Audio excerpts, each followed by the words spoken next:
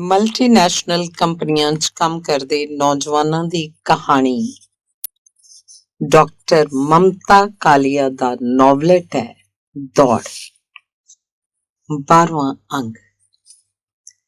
ਰਾਜਕੋਟ ਦਫ਼ਤਰ ਤੋਂ ਪਵਨ ਲਈ ਟਰੰਕ ਕਾਲ ਆਇਆ ਕਿ ਸੋਮਵਾਰ ਨੂੰ ਉਹ ਅਹਿਮਦਾਬਾਦ ਦਫ਼ਤਰ ਪਹੁੰਚੇ।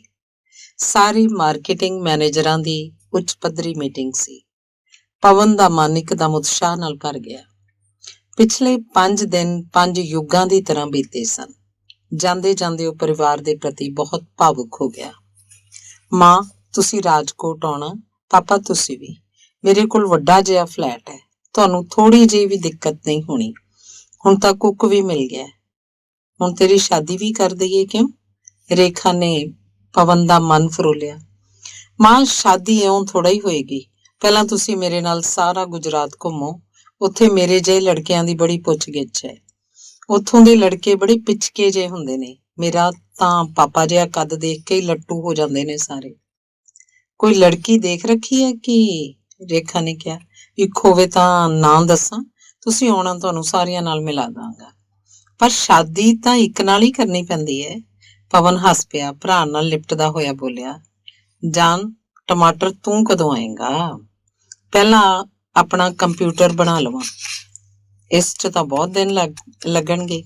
ਨਹੀਂ, ਮੰਮੀ ਇੱਕ ਵਾਰ ਦਿੱਲੀ ਜਾਣ ਦੇਵੇ ਤਾਂ ਭਗੀਰਥ ਪੈਲੇਸ ਤੋਂ ਬਾਕੀ ਦਾ ਸਮਾਨ ਲੈ ਆਵਾਂ। ਲੈ, ਇਹ 1000 ਰੁਪਏ ਤੂੰ ਰੱਖ ਲੈ, ਤੇਰੇ ਕੰਮ ਆਉਣਗੇ। ਅੰਗ 13ਵਾਂ। ਮੀਟਿੰਗ 'ਚ ਭਾਗ ਲੈਣ ਵਾਲੇ ਸਾਰੇ ਮੈਂਬਰਾਂ ਨੂੰ ਪ੍ਰੈਜ਼ੀਡੈਂਸੀ 'ਚ ਠਹਿਰਾਇਆ ਗਿਆ ਸੀ। 2 ਦਿਨ ਵਿੱਚ 4 ਬੈਠਕਾਂ 'ਚ ਸਾਰੇ ਪਹਿਲੂਆਂ ਤੇ ਖੁੱਲ੍ਹ ਕੇ ਬਹਿਸ ਹੋਈ। ਹੈਰਾਨੀ ਦੀ ਗੱਲ ਇਹ ਸੀ ਕਿ ਬਾਲਣ ਜਿਹੀ ਜ਼ਰੂਰੀ ਚੀਜ਼ ਨੂੰ ਵੀ ਸਵੈਇੱਛਤ ਉਪਭੋਗਤਾ ਸਮੱਗਰੀ ਦੇ ਵਰਗ 'ਚ ਰੱਖ ਕੇ ਇਸ ਦੇ ਪ੍ਰਸਾਰ ਤੇ ਵਿਕਾਸ ਦਾ ਪ੍ਰੋਗਰਾਮ ਤਿਆਰ ਕੀਤਾ ਜਾ ਰਿਹਾ ਸੀ। ਬਹੁਤ ਸਾਰੀਆਂ ਕੰਪਨੀਆਂ ਮੈਦਾਨ 'ਚ ਆ ਗਈਆਂ ਸਨ। ਕੁਝ ਬਹੁ-ਰਾਸ਼ਟਰੀ ਤੇਲ ਕੰਪਨੀਆਂ LPG ਇਕਾਈਆਂ ਖੋਲ੍ਹ ਚੁੱਕੀਆਂ ਸਨ। ਕੁਝ ਖੋਲ੍ਹਣ ਵਾਲੀਆਂ ਸਨ। ਦੂਸਰੇ ਪਾਸੇ ਕੁਝ ਉਦਯੋਗਪਤੀਆਂ ਨੇ ਵੀ LPG ਬਣਾਉਣ ਦੇ ਅਧਿਕਾਰ ਹਾਸਲ ਕਰ ਲਏ ਸਨ। ਇਸ ਨਾਲ ਮੁਕਾਬਲੇਬਾਜ਼ੀ ਤਾਂ ਵੱਧ ਰਹੀ ਸੀ, ਉਪਭੋਗਤਾ ਵੀ ਘਟ ਰਹੇ ਸਨ। ਨਿੱਜੀ ਉਦਯੋਗਪਤੀ ਮੋਠਾ ਬਾਈ, ਨਾਨੂ ਭਾਈ ਆਪਣੀਆਂ ਸਾਰੀਆਂ ਫਰਮਾਂ 'ਚ ਆਪਣੀ ਬਣਾਈ LPG ਇਸਤੇਮਾਲ ਕਰ ਰਹੇ ਸਨ, ਜਦੋਂ ਕੋਈ ਪਹਿਲਾਂ ਉੱਥੇ GGCL ਦੇ ਸਿਲੰਡਰ ਜਾਂਦੇ ਸਨ। ਬਹੁ-ਰਾਸ਼ਟਰੀ ਕੰਪਨੀਆਂ ਦੀ ਫਿਤਰਤ ਸੀ ਕਿ ਸ਼ੁਰੂ 'ਚੋਂ ਆਪਣੇ ਉਤਪਾਦ ਦੀ ਕੀਮਤ ਘੱਟ ਰੱਖਦੇ। ਜਦੋਂ ਉਹਦਾ ਨਾਮ ਤੇ ਚੀਜ਼ ਲੋਕਾਂ ਦੀ ਨਿਗਾਹ 'ਚ ਚੜ੍ਹ ਜਾਂਦੀ ਤਾਂ ਹੌਲੀ ਜਿਹੀ ਆਪਣੀ ਕੀਮਤ ਵਧਾ ਦਿੰਦੇ। GGCL ਦੇ ਮਾਲਕਾਂ ਲਈ ਇਹ ਸਭ ਪਰਿਵਰਤਨ ਸਿਰਦਰਦੀ ਪੈਦਾ ਕਰ ਰਹੇ ਸਨ। ਉਹਨਾਂ ਨੇ ਸਾਫ਼ ਤੌਰ ਤੇ ਕਿਹਾ, ਪਿਛਲੇ 5 ਸਾਲਾਂ 'ਚ ਕੰਪਨੀ ਨੂੰ 60 ਕਰੋੜ ਦਾ ਘਾਟਾ ਪਿਆ। ਅਸੀਂ ਤੁਹਾਨੂੰ ਸਾਰਿਆਂ ਨੂੰ ਬਸ 2 ਸਾਲ ਹੋਰ ਦਿੰਨੇ ਆ। ਜਾਂ ਘਾਟਾ ਘੱਟ ਕਰੋ ਜਾਂ ਇਸ ਇਕਾਈ ਨੂੰ ਬੰਦ ਕਰੋ। ਸਾਡਾ ਕੀ ਹੈ? ਅਸੀਂ ਡੈਨਮੋ ਵੇਚਦੇ ਸੀ, ਡੈਨਮੋ ਵੇਚਦੇ ਰਹਾਂਗੇ। ਪਰ ਇਹ ਤੁਹਾਡਾ ਫੇਲੀਅਰ ਹੋਏਗਾ ਕਿ ਇੰਨੀਆਂ ਵੱਡੀਆਂ ਵੱਡੀਆਂ ਡਿਗਰੀਆਂ ਤੇ ਤਨਖਾਹ ਲੈ ਕੇ ਵੀ ਤੁਸੀਂ ਕੀਤਾ ਕੀ?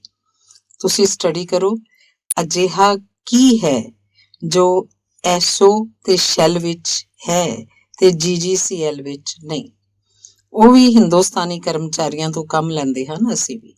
ਉਹ ਵੀ ਉਹੀ ਲਾਲ ਸਿਲੰਡਰ ਬਣਾਉਂਦੇ ਨੇ, ਅਸੀਂ ਵੀ। ਨੌਜਵਾਨ ਮੈਨੇਜਰਾਂ ਵਿੱਚ MD ਦੀ ਇਸ ਸਪੀਚ ਨਾਲ ਖਲਬਲੀ ਮਚ ਗਈ। LPG ਵਿਭਾਗ ਦੇ ਅਧਿਕਾਰੀਆਂ ਦੇ ਮੂੰਹ ਉਤਰ ਗਏ।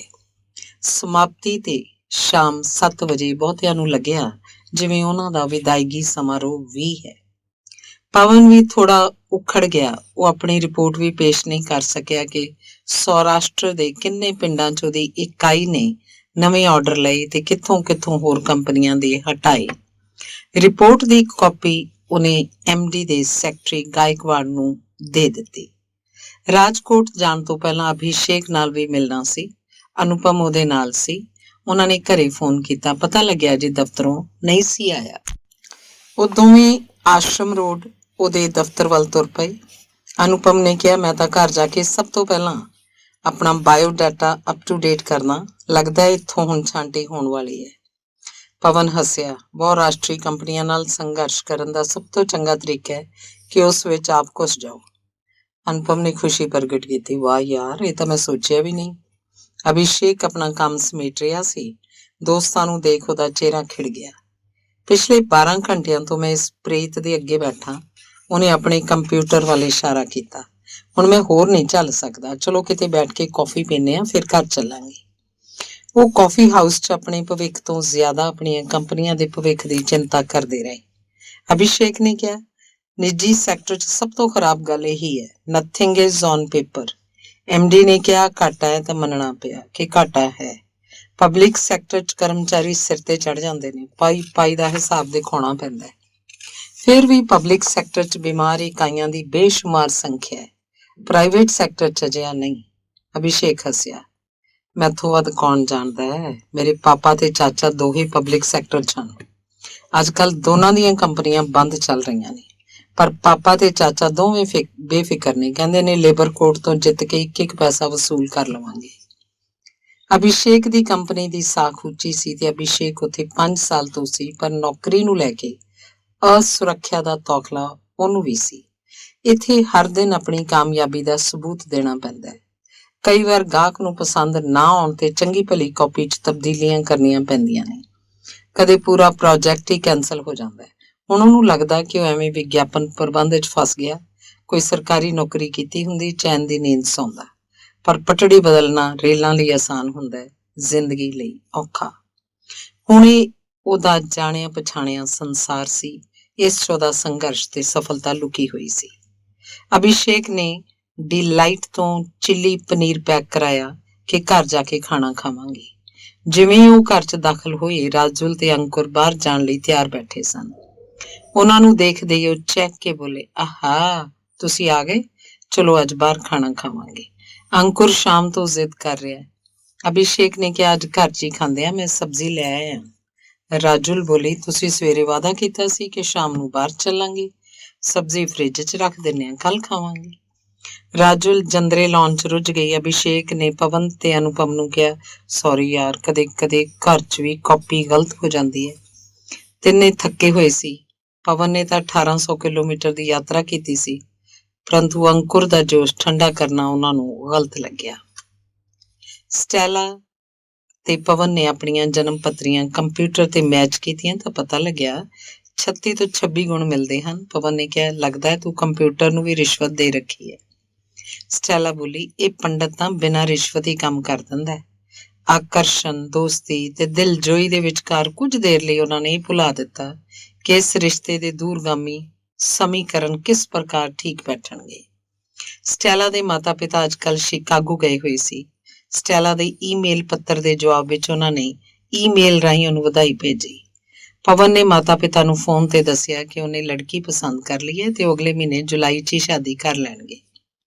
ਪਾਂਡੇ ਪਰਿਵਾਰ ਪਵਨ ਦੀ ਖਬਰ ਤੇ ਹੈਰਾਨ ਰਹਿ ਗਿਆ।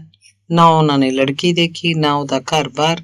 ਇਸ ਚਾਣਚੱਕਤਾ ਪ੍ਰਤੀ ਉਹਨਾਂ ਦੇ ਮਨ 'ਚ ਸਭ ਤੋਂ ਪਹਿਲਾਂ ਸ਼ੱਕ ਪੈਦਾ ਹੋਇਆ। ਰਾਕੇਸ਼ ਨੇ ਪਤਨੀ ਨੂੰ ਕਿਹਾ, ਪੁੰਨੂ ਦੇ ਦਿਮਾਗ 'ਚ ਹਰ ਗੱਲ ਫਤੂਰ ਦੀ ਤਰ੍ਹਾਂ ਉੱਠਦੀ ਹੈ। ਇਉਂ ਕਰ, ਤੂੰ 1 ਹਫ਼ਤੇ ਦੀ ਛੁੱਟੀ ਲੈ ਤੇ ਰਾਜਕੋਟ ਹੋਆ, ਲੜਕੀ ਵੀ ਦੇਖ ਲਈ ਤੇ ਪੁੰਨੂ ਵੀ ਟਟੋਲ ਨਹੀਂ। ਸ਼ਾਦੀ ਕੋਈ 4 ਦਿਨਾਂ ਦੀ ਖੇਡ ਨਹੀਂ, ਹਮੇਸ਼ਾ ਦਾ ਰਿਸ਼ਤਾ ਹੈ। ਇੰਟਰ ਤੋਂ ਲੈ ਕੇ ਹੁਣ ਤੱਕ ਦਰਜਨਾਂ ਦੋਸਤ ਰਹੀਆਂ ਨੇ ਪੁੰਨੂ ਦੀਆਂ। ਅਜਿਹਾ ਤੱਤ ਫੱਟ ਫੈਸਲਾ ਤਾਂ ਉਹਨੇ ਕਦੀ ਵੀ ਨਹੀਂ ਕੀਤਾ।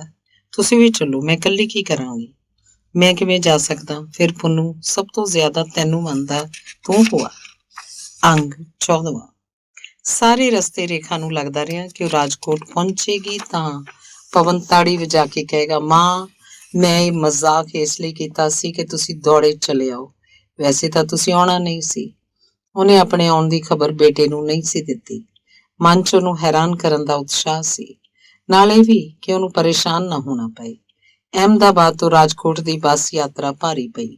ਤੇਜ਼ ਰਫ਼ਤਾਰ ਦੇ ਬਾਵਜੂਦ 3 ਘੰਟੇ ਮੌਜ ਨਾਲ ਲੱਗ ਗਏ। ਡਾਇਰੀ 'ਚ ਲਿਖੇ ਪਤੇ ਉੱਤੇ ਜਦੋਂ 3 ਵੀਲਰ ਰਾਹੀਂ ਪਹੁੰਚੀ ਤਾਂ 6 ਵੱਜ ਚੁੱਕੇ ਸਨ। ਪਵਨ ਉਦੋਂ ਹੀ ਦਫ਼ਤਰ ਤੋਂ ਮੁੜਿਆ ਸੀ। ਉਹਨੂੰ ਦੇਖ ਕੇ ਪਵਨ ਖੁਸ਼ੀ ਨਾਲ ਪਾਗਲ ਹੋ ਗਿਆ। ਉਹ ਮਾਂ ਨੂੰ ਬਾਹਾਂ 'ਚ ਚੁੱਕ ਕੇ ਪੂਰੇ ਘਰ 'ਚ ਨੱਚਣ ਲੱਗ ਪਿਆ। ਅਨੁਪਮ ਨੇ ਜਲਦੀ ਨਾਲ ਖੂਬ ਮਿੱਠੀ ਚਾਹ ਬਣਾਈ। ਥੋੜੀ ਦੇਰ 'ਚ ਸਟੈਲਾ ਉੱਥੇ ਆ ਪਹੁੰਚੀ। ਪਵਨ ਨੇ ਉਹਦੀ ਜਾਣ ਪਛਾਣ ਕਰਾਈ। ਸਟੈਲਾ ਨੇ ਹੈਲੋ ਕੀਤੀ। ਪਵਨ ਨੇ ਕਿਹਾ, ਮਾਂ, ਸਟੈਲਾ ਮੇਰੀ business partner, life partner, room partner ਤਿੰਨੇ ਹੈ। ਅਨੁਪਮ ਬੋਲਿਆ, ਹਾਂ GGCL ਚਾਹੇ ਹੁਣ ਭੱਠ 'ਚ ਜਾਏ, ਤੁਸੀਂ ਤਾਂ ਐਂਟਰਪ੍ਰਾਈਜ਼ ਦੇ ਸਲੀਪਿੰਗ ਪਾਰਟਨਰ ਬਣ ਗਏ। ਸਟੈਲਾ ਨੇ ਕਿਹਾ, ਪਵਨ ਡਾਰਲਿੰਗ, ਜਿੰਨੇ ਦਿਨ ਮੈਮ ਇੱਥੇ ਨੇ ਮੈਂ ਮਿਸਿਸ ਛਜਨਾਨੀ ਦੇ ਉੱਥੇ ਸੌਵਾਂਗੀ। ਸਟੈਲਾ ਰਾਤ ਨੂੰ ਖਾਣੇ ਦਾ ਪ੍ਰਬੰਧ ਕਰਨ ਰਸੋਈ 'ਚ ਚਲੀ ਗਈ। ਫਿਰ ਪਵਨ ਉਹਨੂੰ ਛੱਡਣ ਮਿਸਿਸ ਛਜਨਾਨੀ ਦੇ ਘਰ ਚਲਾ ਗਿਆ। ਪਵਨ ਨੂੰ ਕੁਝ ਅੰਦਾਜ਼ਾ ਸੀ ਕਿ ਮਾਂ ਨਾਲ ਇਕੱਲਿਆਂ ਗੱਲਬਾਤ ਕਰਨਾ ਕੋਈ ਆਸਾਨ ਕੰਮ ਨਹੀਂ। ਉਹਨੇ ਅਨੁਪਮ ਨੂੰ ਵਿਚੋਲੇ ਦੀ ਤਰ੍ਹਾਂ ਨਾਲ ਬਿਠਾ ਲਿਆ। 12 ਵਜੇ ਅਨੁਪਮ ਦਾ ਸਬਰ ਸਮਾਪਤ ਹੋ ਗਿਆ। ਉਹਨੇ ਕਿਹਾ, ਭਾਈ ਮੈਂ ਤਾਂ ਸੌਣ ਜਾ ਰਿਹਾ, ਸਵੇਰੇ ਦਫ਼ਤਰ ਵੀ ਜਾਣਾ। ਕਮਰੇ 'ਚ ਇਕੱਲੇ ਹੁੰਦਿਆਂ ਹੀ ਰੇਖਾ ਨੇ ਕਿਹਾ, ਪੁੰਨੂ ਇਹ ਨਿਕੰਮੀ ਜੀ ਲੜਕੀ ਤੈਨੂੰ ਕਿੱਥੋਂ ਮਿਲ ਗਈ? ਪਵਨ ਨੇ ਕਿਹਾ, ਤੁਹਾਨੂੰ ਤਾਂ ਹਰ ਲੜਕੀ ਨਿਕੰਮੀ ਨਜ਼ਰ ਆਉਂਦੀ ਹੈ। ਇਹਦਾ ਲੱਖਾਂ ਦਾ ਕਾਰੋਬਾਰ ਹੈ, ਪਰ ਲੱਗਦੀ ਤਾਂ 2 ਕੌਡੀ ਦੀ ਹੈ। ਇਹ ਤਾਂ ਬਿਲਕੁਲ ਤੇਰੇ ਲਾਇਕ ਨਹੀਂ। ਇਹ ਗੱਲ ਤੁਹਾਡੇ ਬਾਰੇ ਦਾਦੀ ਮਾਂ ਨੇ ਪਾਪਾ ਨੂੰ ਕਹੀ ਸੀ। ਕੀ ਉਹਨਾਂ ਨੇ ਦਾਦੀ ਮਾਂ ਦੀ ਗੱਲ ਮੰਨ ਲਈ ਸੀ? ਤੁਸੀਂ ਦੱਸੋ। ਰੇਖਾ ਦਾ ਸਾਰਾ ਸਰੀਰ ਸੰਤਾਪ ਨਾਲ ਜਲ ਉੱਠਿਆ। ਉਹਦਾ ਆਪਣਾ ਬੇਟਾ ਅੱਜ ਕੱਲ੍ਹ ਦੀ ਇਸ ਛੋਕਰੀ ਦੀ ਤੁਲਨਾ ਆਪਣੀ ਮਾਂ ਨਾਲ ਕਰ ਰਿਹਾ ਅਤੇ ਉਹਨਾਂ ਸਾਰੀਆਂ ਜਾਣਕਾਰੀਆਂ ਦੀ ਦੁਰਵਰਤੋਂ ਕਰ ਰਿਹਾ ਜੋ ਘਰ ਦਾ ਲੜਕਾ ਹੋਣ ਦੇ ਨਾਤੇ ਉਹਦੇ ਕੋਲ ਹਨ। ਮੈਂ ਤਾਂ ਇਹੋ ਜਿਹੀ ਕੋਈ ਲੜਕੀ ਨਹੀਂ ਦੇਖੀ ਜੋ ਵਿਆਹ ਤੋਂ ਪਹਿਲਾਂ ਹੀ ਪਤੀ ਦੇ ਘਰ ਆ ਕੇ ਰਹਿਣ ਲੱਗ ਪਏ। ਤੁਸੀਂ ਦੇਖਿਆ ਹੀ ਕੀ ਹੈ ਮਾਂ? ਕਦੇ ਇਲਾਹਾਬਾਦ ਤੋਂ ਨਿਕਲੋ ਤਾਂ ਦੇਖੋ ਨਾ। ਇੱਥੇ ਗੁਜਰਾਤ, ਸੌਰਾਸ਼ਟਰ 'ਚ ਸ਼ਾਦੀ ਤੈਅ ਹੋਣ ਤੋਂ ਪਹਿਲਾਂ ਲੜਕੀ ਮਹੀਨਾ ਭਰ ਸਹੁਰੇ ਘਰ ਰਹਿੰਦੀ ਹੈ। ਲੜਕਾ ਲੜਕੀ ਇੱਕ ਦੂਜੇ ਦੇ ਤੌਰ ਤਰੀਕੇ ਸਮਝਣ ਦੇ ਬਾਅਦ ਹੀ ਵਿਆਹ ਕਰਦੇ ਨੇ। ਪਰ ਇੱਥੇ ਸਹੁਰੇ ਕਿੱਥੇ ਨੇ? ਮਾਂ, ਸਟੈਲਾ ਆਪਣਾ ਕਾਰੋਬਾਰ ਛੱਡ ਕੇ ਤੁਹਾਡੇ ਕਸਬੇ 'ਚ ਜਾਣ ਤੋਂ ਰਹੀ। ਉਹਦਾ ਇੱਕ ਇੱਕ ਦਿਨ ਕੀਮਤੀ ਹੈ।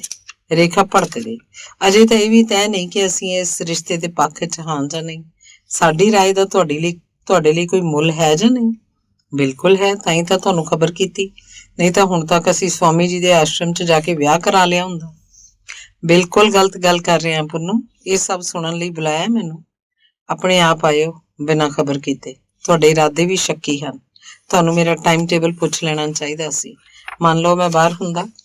ਰੇਖਾ ਦਾ ਰੋਣ ਨਿਕਲ ਗਿਆ।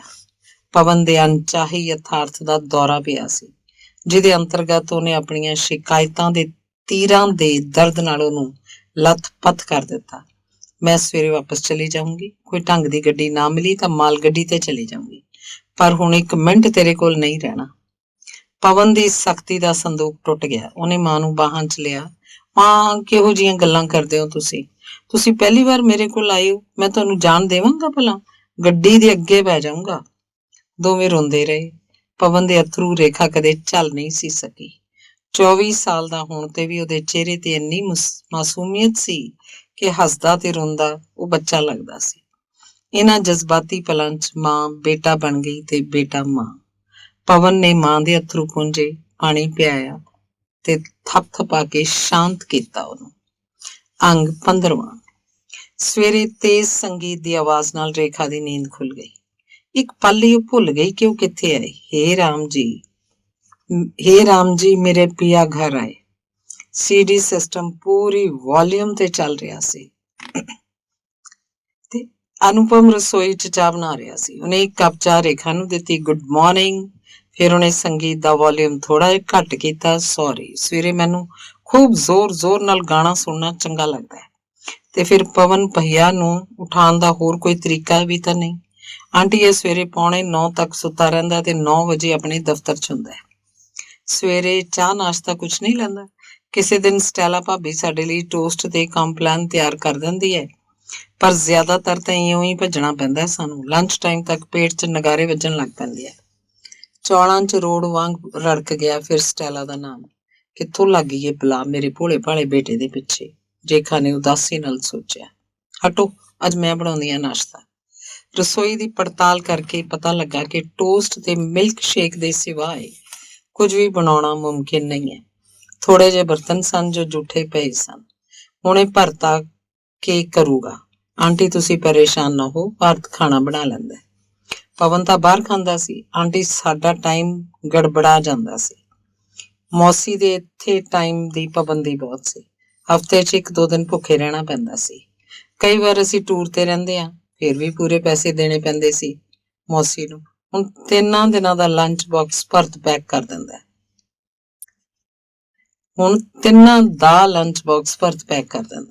ਉਦੋਂ ਹੀ ਭਰਤ ਆ ਗਿਆ। ਪਵਨ ਦੀ ਪੁਰਾਣੀ ਜੀਨਸ ਦੀ ਟੀ-ਸ਼ਰਟ ਪਹਿਨੀ 22 ਸਾਲਾਂ ਦਾ ਲੜਕਾ, ਜਿਹਨੇ ਸਿਰ ਤੇ ਪਟਕਾ ਬੰਨਿਆ ਹੋਇਆ ਸੀ, ਅਨੁਪਮ ਦੇ ਦੱਸਣ ਤੇ ਉਹਨੇ ਨਮਸਤੇ ਕਰਦੇ ਹੋਏ ਕਿਹਾ, ਪਵਨ ਭਾਈ ਨਹੀਂ, ਬਾਵੀ। ਪਵਨ ਭਾਈ ਦੀ ਮਾਂ ਆਈ ਹੈ। ਗਜ਼ਬ ਦੀ ਫੁਰਤੀ ਸੀ ਉਸ 'ਚ। ਕੁੱਲ ਪੌਣੇ ਘੰਟੇ 'ਚ ਉਹਨੇ ਕੰਮ ਸੰਭਾਲ ਲਿਆ। ਰੋਟੀ ਬਣਾਉਣ ਤੋਂ ਪਹਿਲਾਂ ਉਹ ਰੇਖਾ ਦੇ ਕੋਲ ਆ ਕੇ ਬੋਲਿਆ, ਬਾਤ ਮੈਂ ਕੇਟਲਾ ਰੋਟਲੀ ਖਾਤੀ, ਮਾਂ ਤੂੰ ਕਿੰਨੀਆਂ ਰੋਟੀਆਂ ਖਾਣੀ ਹੈ। ਇਹ ਸਿੱਧਾ ਜਿਹਾ ਇੱਕ ਵਾਕ ਸੀ, ਪਰ ਰੇਖਾ ਦੇ ਮਨ ਤੇ ਖੰਜਰ ਦੀ ਤਰ੍ਹਾਂ ਵੱਜਿਆ। ਹੁਣ ਬੇਟੇ ਦੇ ਘਰ 'ਚ ਉਹਦੀਆਂ ਰੋਟੀਆਂ ਦੀ ਗਿਣਤੀ ਹੋਏਗੀ।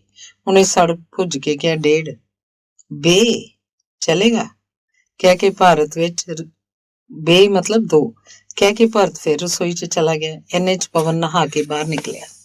ਰੇਖਾ ਤੋਂ ਰਿਹਾ ਨਾ ਗਿਆ। ਉਹਨੇ ਪਵਨ ਨੂੰ ਦੱਸਿਆ। ਪਵਨ ਹੱਸ ਪਿਆ। ਉਹ ਮਾਂ, ਤੁਸੀਂ ਵੀ ਪਾਗਲ ਹੋ। ਭਰਤ ਨੂੰ ਅਸੀਂ ਕਹਿ ਰੱਖਿਆ ਕਿ ਖਾਣਾ ਬਿਲਕੁਲ ਬਰਬਾਦ ਨਾ ਹੋਵੇ, ਨਾਪ ਤੋਲ ਕੇ ਬਣਾਏ। ਉਹਨੂੰ ਹਰੇਕ ਦਾ ਅੰਦਾਜ਼ਾ ਹੈ ਕੌਣ ਕਿੰਨਾ ਖਾਂਦਾ ਹੈ। ਘਰ ਖੁੱਲਾ ਪਿਆ ਰਹਿੰਦਾ, ਤੁਸੀਂ ਜੋ ਚਾਹੋ ਬਣਾ ਲੈਣਾ। ਰੇਖਾ ਨੂੰ ਲੱਗਿਆ ਇਸ ਨਾਪ ਤੋਲ ਦੇ ਪਿੱਛੇ ਜ਼ਰੂਰ ਸਟੈਲਾ ਦਾ ਹੱਥ ਹੋਏਗਾ। ਉਹਦਾ ਬੇਟਾ ਤਾਂ ਐਸਾ ਹਿਸਾਬੀ ਕਿਤਾਬੀ ਨਹੀਂ ਸੀ। ਆਪ ਇਹ ਜੰਮ ਕੇ ਬਰਬਾਦ ਕਰਨ 'ਚ ਯਕੀਨ ਰੱਖਦਾ ਸੀ। ਇੱਕ ਵਾਰ ਨਾਸ਼ਤਾ ਬਣਦਾ, 2 ਵਾਰ ਬਣਦਾ, ਪਵਨ ਨੂੰ ਪਸੰਦ ਨਾ ਆਉਂਦਾ। ਸ਼ਹਿਜ਼ਾਦੇ ਦੀ ਤਰ੍ਹਾਂ ਫਰਮਾਉਂਦਾ, ਆਲੂ ਦਾ ਟੋਸਟ ਨਹੀਂ ਖਾਣਾ, ਆਮਲੇਟ ਬਣਾਓ। ਤੇ ਜਦੋਂ ਆਮਲੇਟ ਤਿਆਰ ਹੋ ਜਾਂਦਾ, ਉਹ ਦੰਦ ਸਾਫ਼ ਕਰਨ ਬਾਥਰੂਮ 'ਚ ਜਾ ਵੜਦਾ। ਦੇਰ ਲਾ ਕੇ ਬਾਹਰ ਨਿਕਲਦਾ। ਫਿਰ ਨਾਸ਼ਤਾ ਦੇਖਦਾ ਹੀ ਭੜਕ ਜਾਂਦਾ। ਇਹ ਆਂਡਿਆਂ ਦੀ ਠੰਡੀ ਲਾਸ਼ ਕੋਈ ਖਾ ਸਕਦਾ? ਮਾਲਤੀ ਪਰੌਂਠਾ ਬਣਾਓ। ਨਹੀਂ, ਮੈਂ ਤਾਂ ਹੁਣੇ ਜਾ ਰਿਹਾ ਬਾਹਰ। ਘਰ ਦੀ ਪੁਰਾਣੀ ਸੇਵਕਾ ਮਾਲਤੀ 'ਚ ਇੰਨਾ ਧੀਰਜ ਸੀ ਕਿ ਰੇਖਾ ਦੀ ਗੈਰ ਹਾਜ਼ਰੀ 'ਚ ਪਵਨ ਦੇ ਨਖਰੇ ਪੂਰੇ ਕਰਦੀ। ਕਦੇ ਬਿਨਾਂ ਕਿਸੇ ਸੂਚਨਾ ਦੇ 3 ਦੋਸਤਾਂ ਨੂੰ ਲੈ ਕੇ ਆ ਜਾਂਦਾ। ਸਾਰਾ ਘਰ ਉਹਨਾਂ ਦੀ ਮਹਿਮਾਨ ਨਵਾਜ਼ੀ 'ਚ ਜੁਟ ਜਾਂਦਾ। ਪਵਨ ਨੇ ਕਿਹਾ, ਭਰਤ ਮੇਰਾ ਲੰਚ ਪੈਕ ਨਾ ਕਰੀ, ਦੁਪਹਿਰ ਵੇਲੇ ਮੈਂ ਘਰ ਆ ਜਾਵਾਂਗਾ। ਫਿਰ ਰੇਖਾ ਨੂੰ ਕਿਹਾ, ਮਾਂ ਕੀ ਕਰਾਂ, ਦਫ਼ਤਰ ਜਾਣਾ ਜ਼ਰੂਰੀ ਹੈ। ਦੇਖੋ, ਕੱਲ ਦੀ ਛੁੱਟੀ ਦਾ ਜੁਗਾੜ ਕਰਦਾ ਕੁਝ। ਤੁਸੀਂ ਪਿੱਛੋਂ ਟੀਵੀ ਦੇਖਣਾ, CD ਸੁਣ ਲੈਣਾ। ਕੋਈ ਦਿੱਕਤ ਹੋਵੇ ਤਾਂ ਮੈਨੂੰ ਫੋਨ ਕਰ ਲੈਣਾ। ਸਾਹਮਣੇ ਪਟੇਲ ਆਂਟੀ ਰਹਿੰਦੇ ਨੇ, ਕੋਈ ਜ਼ਰੂਰਤ ਹੋਵੇ ਉਹਨਾਂ ਨਾਲ ਗੱਲ ਕਰ ਲੈਣਾ। ਉਦੋਂ ਸਟੈਲਾ ਫੁੱਲਾਂ ਦਾ ਗੁਲਦਸਤਾ ਲੈ ਕੇ ਆ ਗਈ।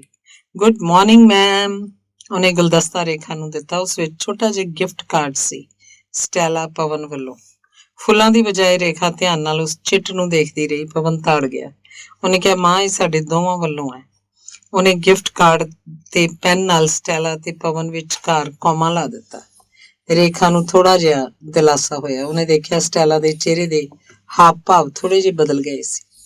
ਸਟੈਲਾ ਨੇ ਆਪਣਾ ਲੰਚ ਬਾਕਸ ਤੇ ਦਫ਼ਤਰੀ ਬੈਗ ਚੁੱਕਿਆ। Bye, see you in the evening ma'am, take care. ਉਹਦੇ ਪਿੱਛੇ ਪਿੱਛੇ ਪਵਨ, ਅਨੁਪਮ ਵੀ ਗੱਡੀ ਦੀ ਚਾਬੀ ਲੈ ਕੇ ਨਿਕਲ ਗਏ। ਇਕੱਲੇ ਘਰ 'ਚ ਬਿਸਤਰ ਤੇ ਪਈ ਰੇਖਾ ਦੇਰ ਤੱਕ ਵਿਚਾਰਾਂ 'ਚ ਡੁੱਬੀ ਰਹੀ।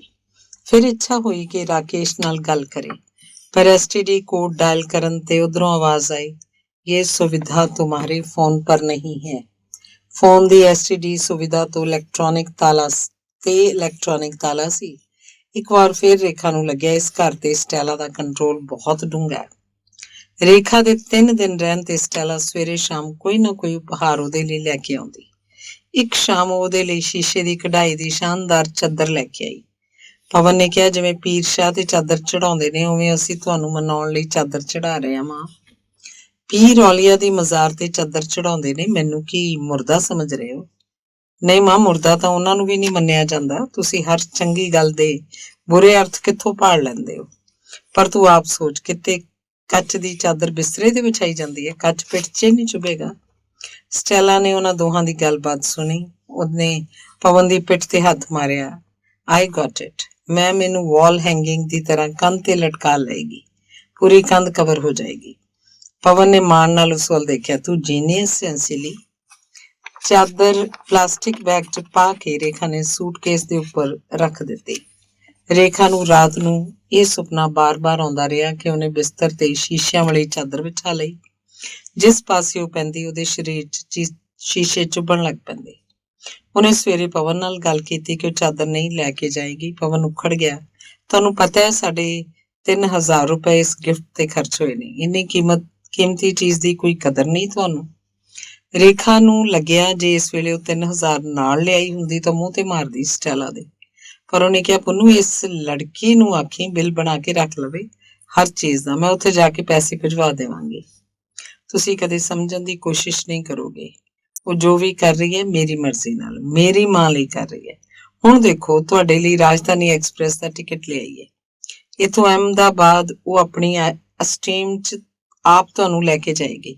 ਹੋਰ ਕੀ ਕਰੇ? ਉਹ ਸਤੀ ਹੋ ਜਾਏ।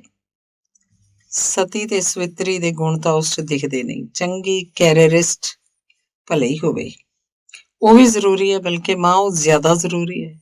ਤੁਸੀਂ ਜੋ ਆਪਣੇ ਆਪ ਨੂੰ ਥੋੜਾ ਬਹੁਤ ਲੇਖਕ ਵੀ ਸਮਝਦੇ ਹੋ, ਇੰਨੇ ਪੁਰਾਣੇ ਖਿਆਲਾਂ ਦੇ ਤੁਸੀਂ ਕਦੋਂ ਹੋਗੇ? ਮੇਰੇ ਲਈ ਚਿਰਾਗ ਲੈ ਕੇ ਸਤੀ ਸਵਿਤਰੀ ਲੱਭਣ ਤੁਰ ਪਓ। We are made for each other. ਅਸੀਂ ਅਗਲੇ ਮਹੀਨੇ ਸ਼ਾਦੀ ਕਰ ਲਵਾਂਗੇ। ਇੰਨੀ ਛੇਤੀ? ਸਾਡੇ ਏਜੰਡੇ ਦੇ ਬਹੁਤ ਸਾਰੇ ਕੰਮ ਨੇ। ਸ਼ਾਦੀ ਲਈ ਅਸੀਂ ਜ਼ਿਆਦਾ ਤੋਂ ਜ਼ਿਆਦਾ 4 ਦਿਨ ਖਾਲੀ ਰੱਖ ਸਕਦੇ ਹਾਂ। ਕੀ ਸਿਵਲ ਮੈਰਿਜ ਕਰੋਗੇ? ਰੇਖਾ ਨੇ ਹਥਿਆਰ ਸੁੱਟ ਦਿੱਤੇ।